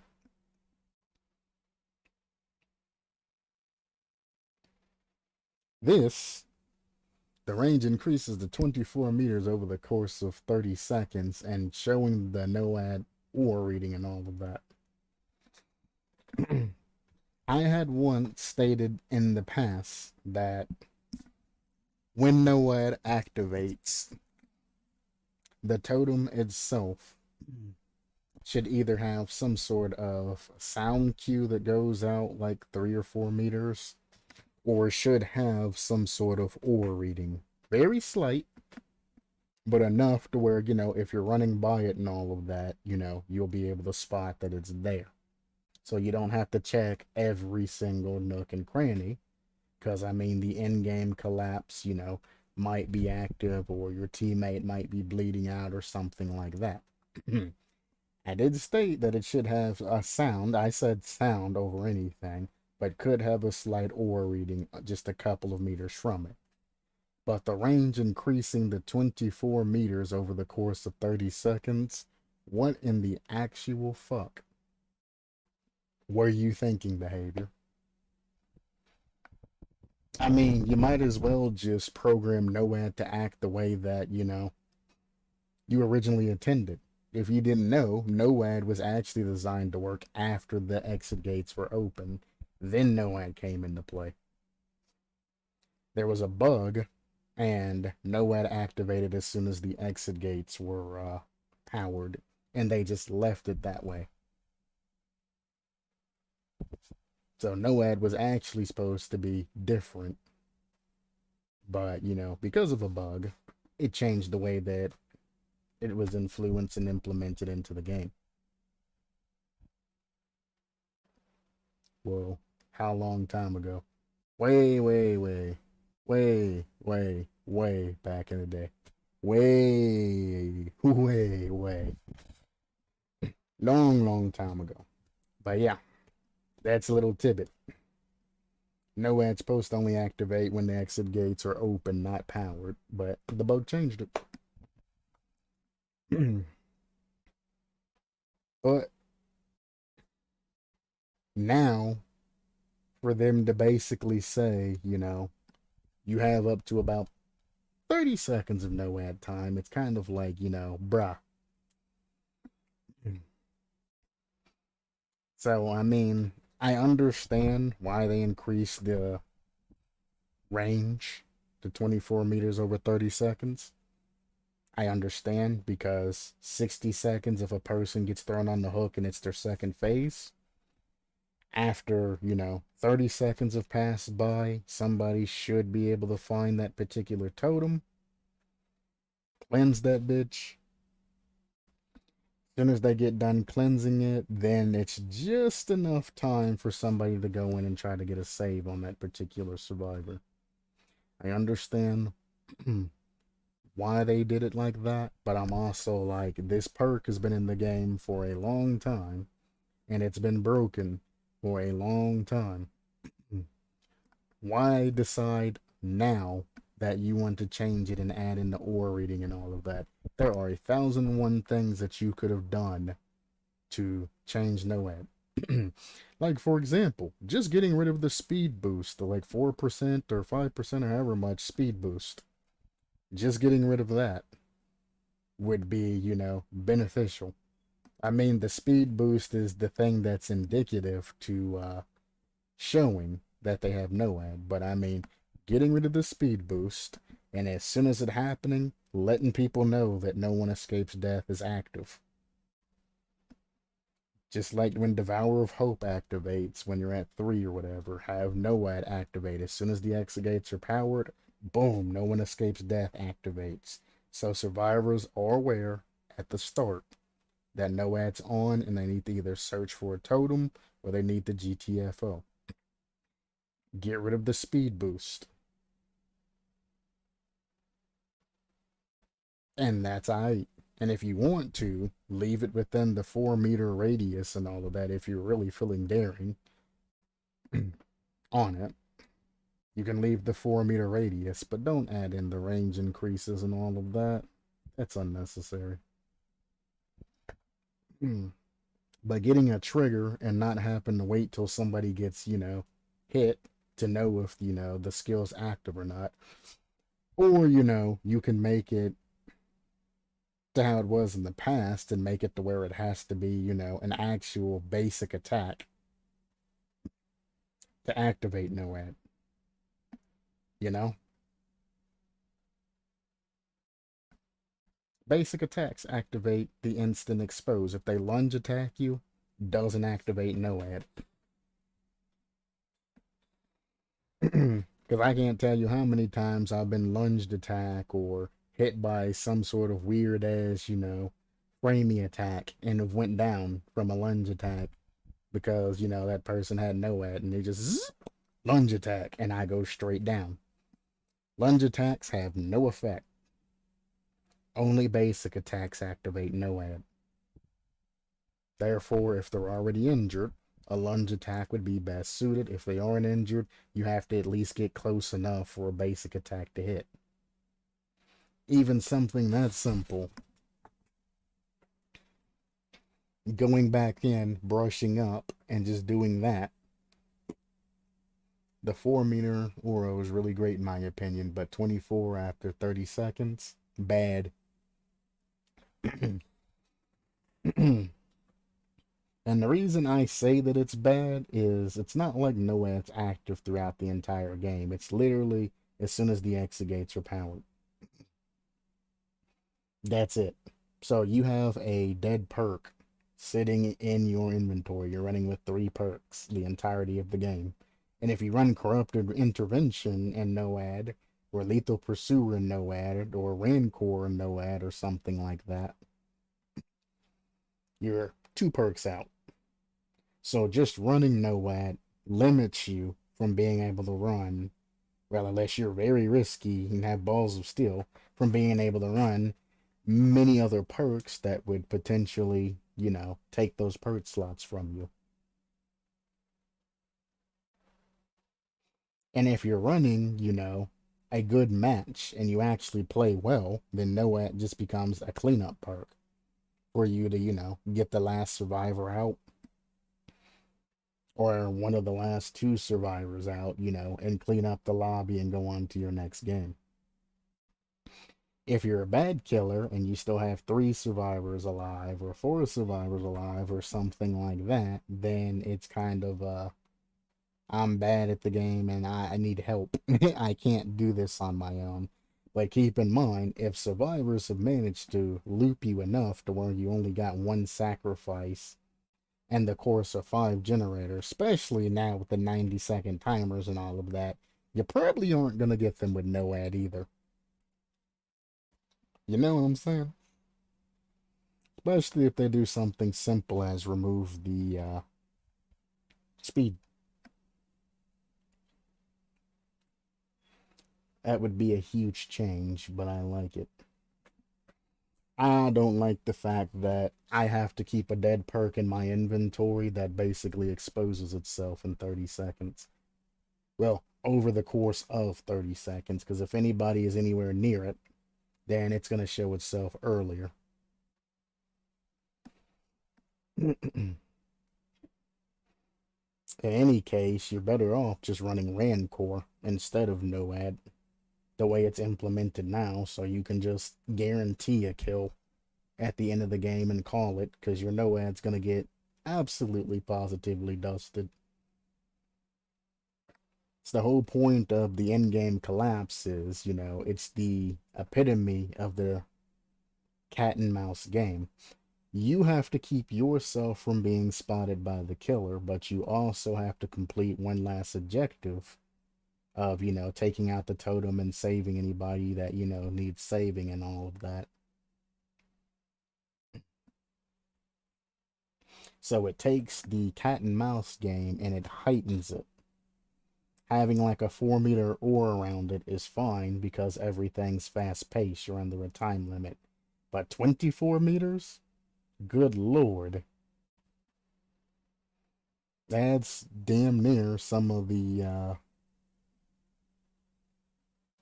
range killer's tear radius. Actually, it is one of the range killer's tear radius.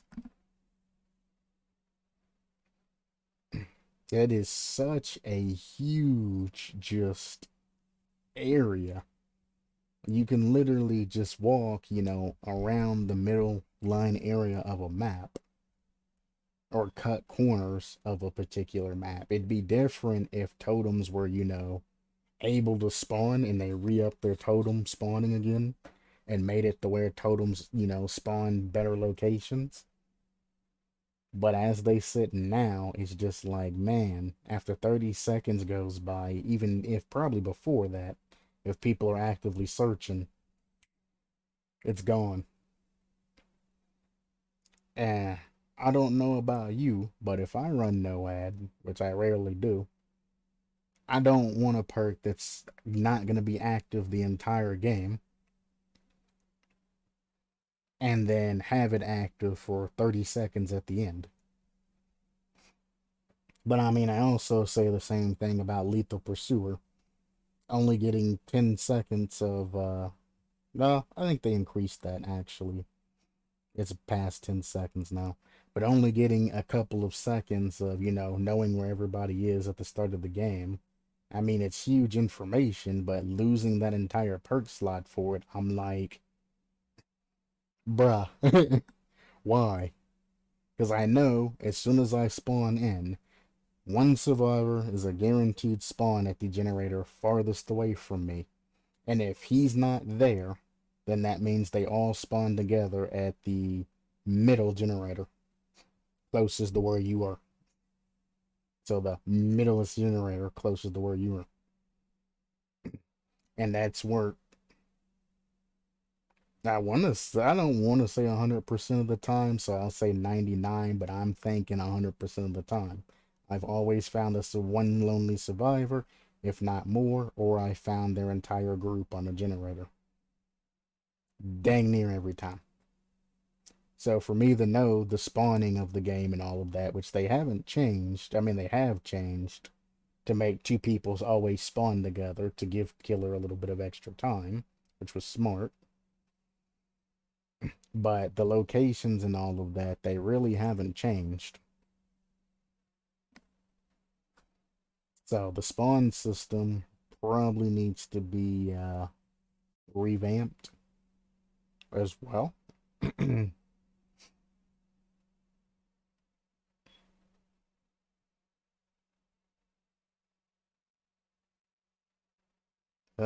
Pain Residence, Dead Horde. Dead Horde is one of the things that I really wanted to see.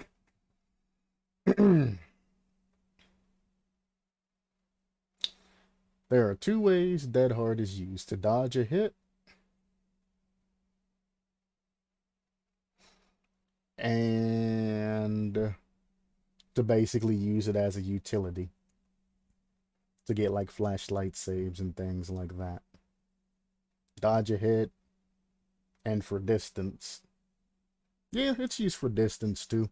I'm surprised they didn't pick up on the dead hard to get flashlight saves and things, but I guess that falls in with for distance as well.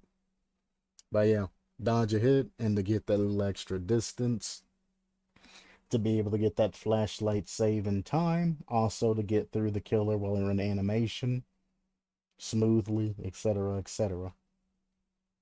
Now, the 1 second endurance status effect makes me sad, but the movement speed boost kinda makes me happy, but also pisses me off because I know I'm gonna be a killer and some dumb shit's gonna happen and they're gonna get a speed boost. I'm gonna be like, what the fuck? I understand if the perk was originally designed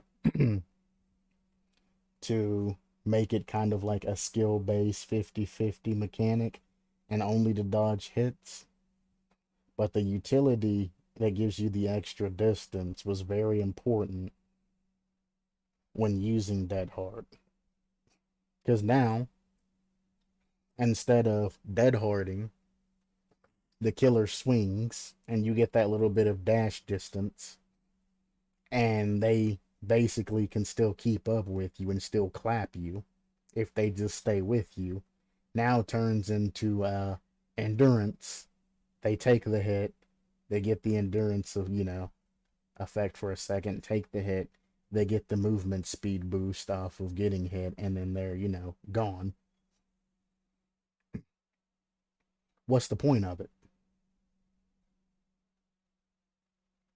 I mean, yeah, it gives you an extra hit if you time it right, and it'll give you the extra movement speed, which is nice, but you're giving so much extra benefit, but you're taking away the utility of it.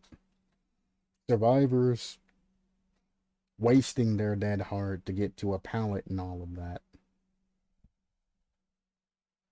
instead of taking the hit, happening to, heal and all of that later on, especially if hemorrhaging and everything else is thrown in, it makes it not as great. So the hemorrhage status effect is going to become very, very good on some builds. So if I hit you while you're in your dead hard, I give you the hemorrhage status effect, you get the endurance status effect. Now you're on a timer to which you're going to die. And as long as I pressure you and don't give you the chance to heal, you are going to fall over.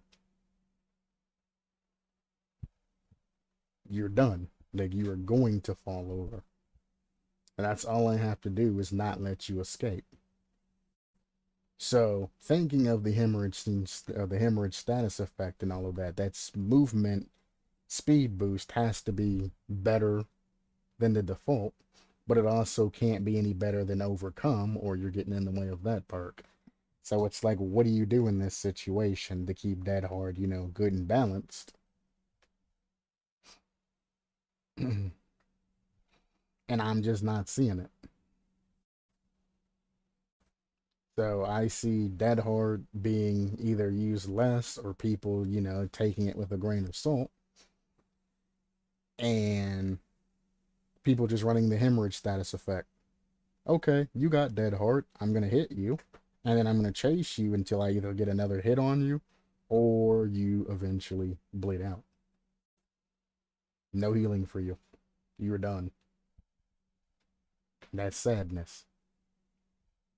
And that's something they probably didn't consider, is the hemorrhage status effect destroys this. Decisive strike, they changed it to 3 seconds. Borrowed time, I still think that its highest should be 8 seconds, but I guess 10 is whatever. Now this is what pisses me off.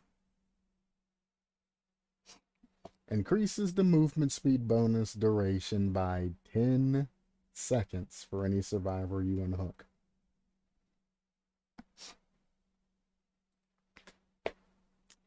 That's what pisses me off. I understand giving them borrowed time, and giving them speed and all of that for anybody camping them or tunneling them is important. But movement speed increase for 10 whole seconds. Plus, they got, the 10 seconds of the endurance on top of that. Kinda ridiculous. And you're getting speed and 10 seconds of borrowed time with a reduction of a couple of seconds off of the extended timer.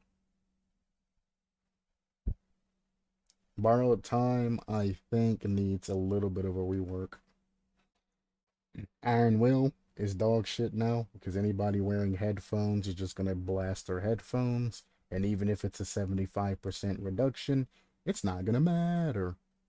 It's not going to matter. Then Iron Will's no longer active when exhausted. Iron Will's not going to matter. You've made a perk that was good useless. Absolutely useless. When do you use Iron Will? After you've been hit. That's when Iron Will plays, is when you've been hit. Grunts of pain. When you get hit, most people usually use, Dead Hard or some sort of other, perk that causes the exhaustion status effect to get away from that killer. Once you're away from the killer, you can then, use your stealth and all of that, and the fact that they can't hear you to outplay the killer and continue the loop and or escape.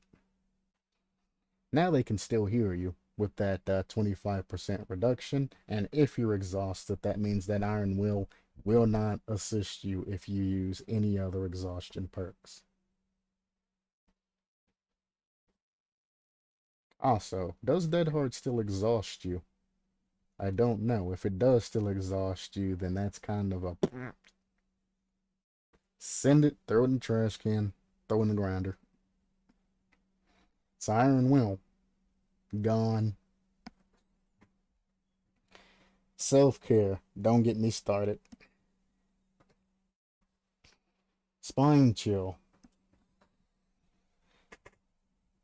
It makes me shake my head. The whole point of spine chill is, well, it's a scaredy cat. It's for people that, are afraid. I like the fact of the lingering effects, the spine chill and things like that. Most people wait until spine chill activates and stays active before they move. Unless they are new to the game, then as soon as it activates, they take off running. Instead of making it where there's a clear line of sight, you can go off of what I stated last stream on Spine Chill, or you can just decrease the activations and all of that. Use that lingering effect. Scaredy Cat. If people are used to Spine Chill becoming active and staying active, then running away, have it to where if the killer looks their particular direction from whatever distance you want to set it to, the perk activates and shows that they were looked at, and have it either light up and then go into a reset and add a timer to it, or have the lingering effect and have it stay active for about, 5 to 10 seconds.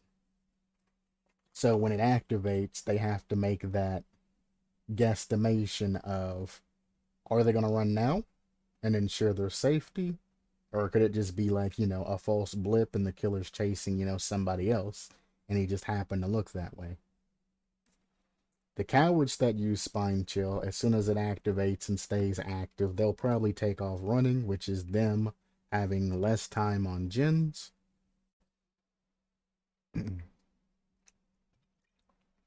And the people that, use Spine Chill to counter stealth killers and things like that, it will alert them, but not necessarily tell them that, hey, the killer's sneaking up on them. It just tells them that, hey, the killer has glanced your direction.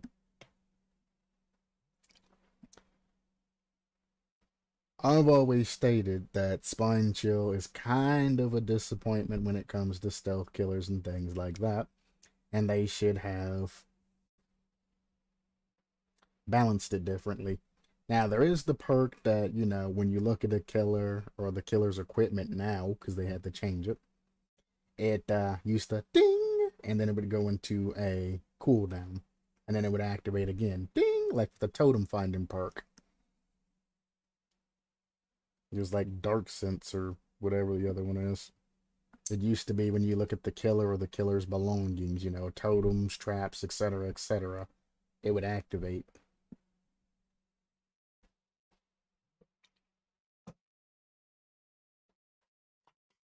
But putting all of that aside, having Spine Chill activate and you just getting, the passives and buffs and all of that from Spine Chill. Have the buffs and all of that, well, whatever buffs that are left, I should say, activate during the cooldown sequence or during while Spine Chill is, has that lingering effect up, and then have it go away. And Spine Chill wouldn't be as bad for stealth killers. And the cowards that run it, Macho, you used to love Spine Chill. He probably still runs that shit. It'll at least make you stand your ground or leave, fight or flight. Non-perk changes, I do like the change to overcharge, but I mean, I was a Dr. Main for a long, long time. So, overcharge makes sense. I love the change to that, that perk. Bias, yes, but overcharge really wasn't that great. People would always hit the skill check, so as soon as I'd set it, they would just walk over, hit the skill check, and I wouldn't even be alerted or anything to it. So why not have the effect happen before the skill check and all of that happens to get some sort of value out of it?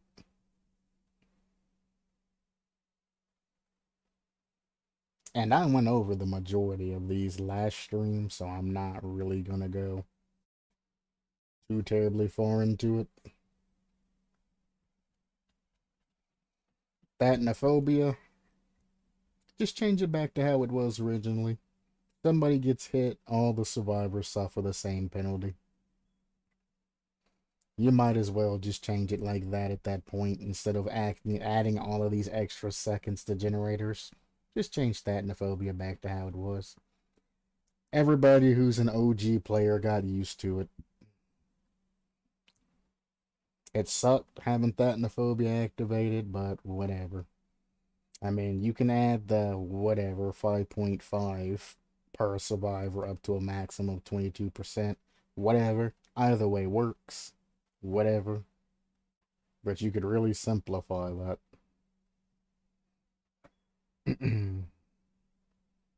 Scourge Hook, Monstrous Shrine. We've talked about this a couple of times.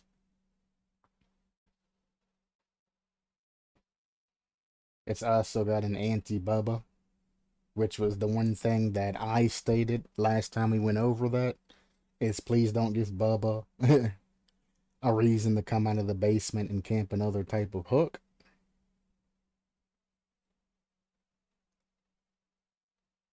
But yeah, we've talked about that. They finally done it and made Monstrous Shrine, worthwhile. I've said my piece.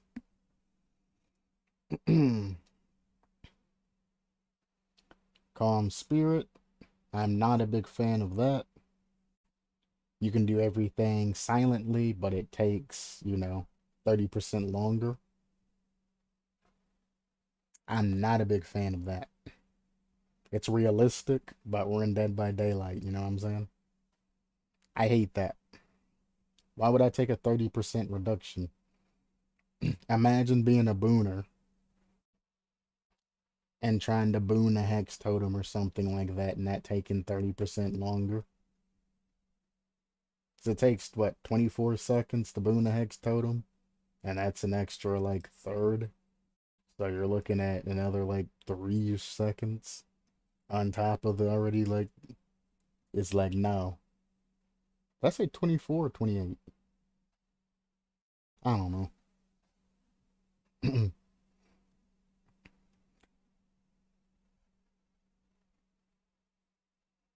I hate that. Cleansing totems and opening chest. I've opened a chest right as a killer was walking by and they haven't heard me. I've cleansed totems as killers were walking by and they never heard me. It's not that loud as a sound.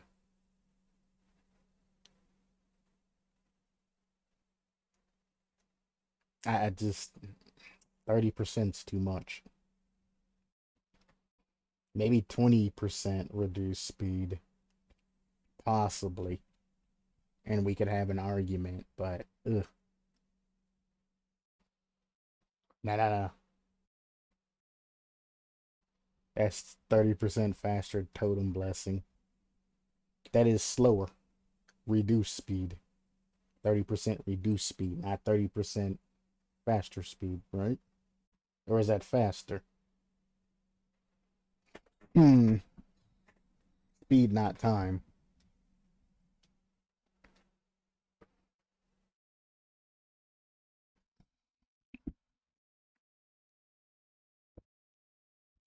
Uh,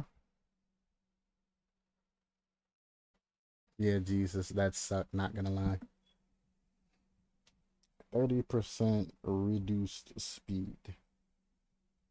So yeah, I guess it is faster, so that's not bad. If it is faster, then great, beautiful. If it's not faster, then bad.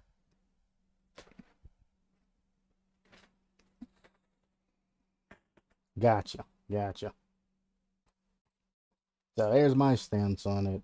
Increase speed, wonderful. Lower speed, bad. Because again, all you have to do is run Hex Undying. That would protect your totem, and if they try to boon any regular totem, you'll see their aura. So, Hex Undying's a direct counter to booners. Saboteur, I'm glad this has been clarified on their thing. While a survivor is being carried, the person with Saboteur can see Scourge hooks. This is amazing, because before, they would all just show up one color. To be able to run to a Scourge hook and make sure that they can't get those Scourge hook perks if they're running Scourge hooks is great. I do like that change. I do also wish that it did something else. I mean, breaking of the hook in 2.5 seconds, great. Being able to distinguish between Scourge and regular is great. I mean, albeit as soon as Scourge hooks were implemented, that should have been updated immediately. So this is just something that's been on the back burner for a while.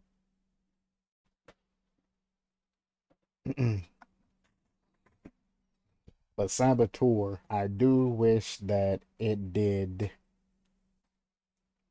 something else, and I can't really think about what. Maybe increase the amount of time it takes the killer to hook you or something. Just have a very nice passive, because I mean, regular hook speed takes like 1.5 seconds or some shit. Make it take like 2 seconds to do the hook animation, or 1.8 seconds or something on top of that. Just a little extra something something on top. Botany knowledge, obviously, was because they want you to use botany knowledge with self care instead of having self care do everything. Even though running botany knowledge and self care together generally gave you somewhere around like 75 or 80. Well, I guess it'd be 83%. healing speed, efficiency, and well, 50% efficiency and 33% speed. Let me separate them, which would give you a lot running them together. Back before all the other healing perks and all of that came out, you would run botany knowledge and self care together to get the maximum amount of healing speed.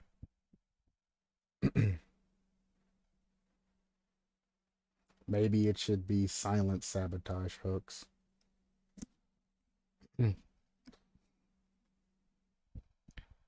The only problem I have about silent sabotage hooks is if the killer's heading towards the hook, they can see you, and if they're not, the aura of that hook will disappear.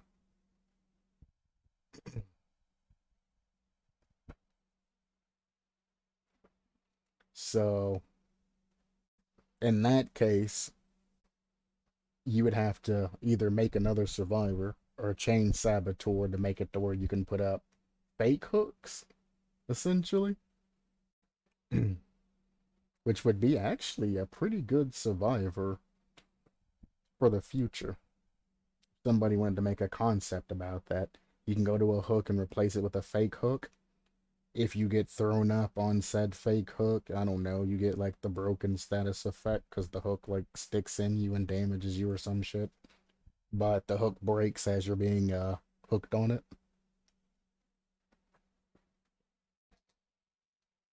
So like killer goes to hook you, hook breaks. Obviously there would have to be a stun to the killer for like 3 to 5 seconds. Probably 5 seconds because some hooks are doo doo. But then you would obviously have to be like, mangled from the hook because it broke as you were being hooked on it, and probably have to have the broken status effect for a significant amount of time. Because, I mean, you should have gotten that hook. So, something along that line. Obviously, I'm spitballing. There's 1,000 different paths that can take to actually be balanced and actually have some use to it. Wouldn't be bad. It'd be another anti-tunnel perk.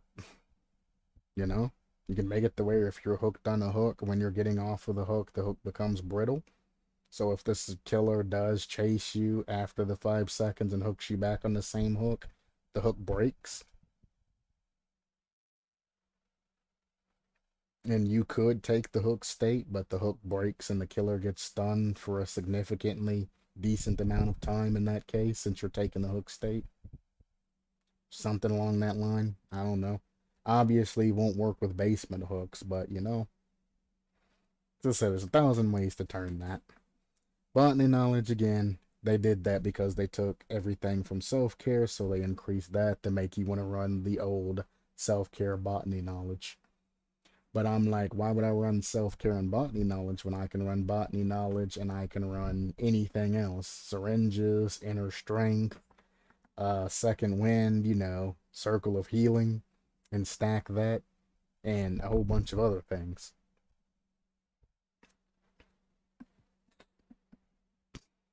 I don't even want to talk about off the record. That's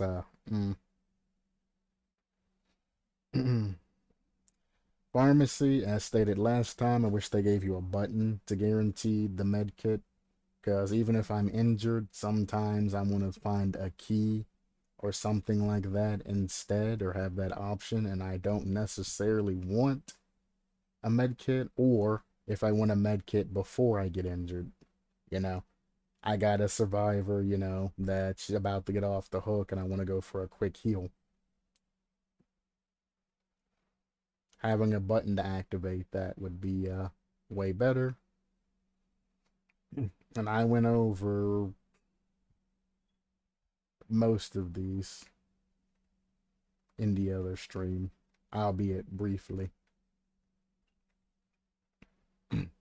And with that, that brings us to the end of the developer update. That's about 2.5 hours. It's way longer than I thought it was going to take. About an hour over.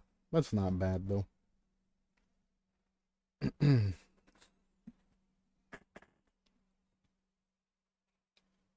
um,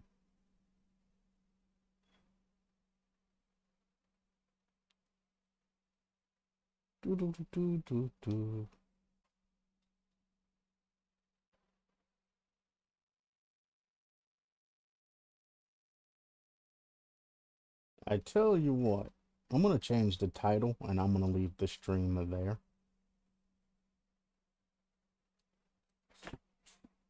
Boop.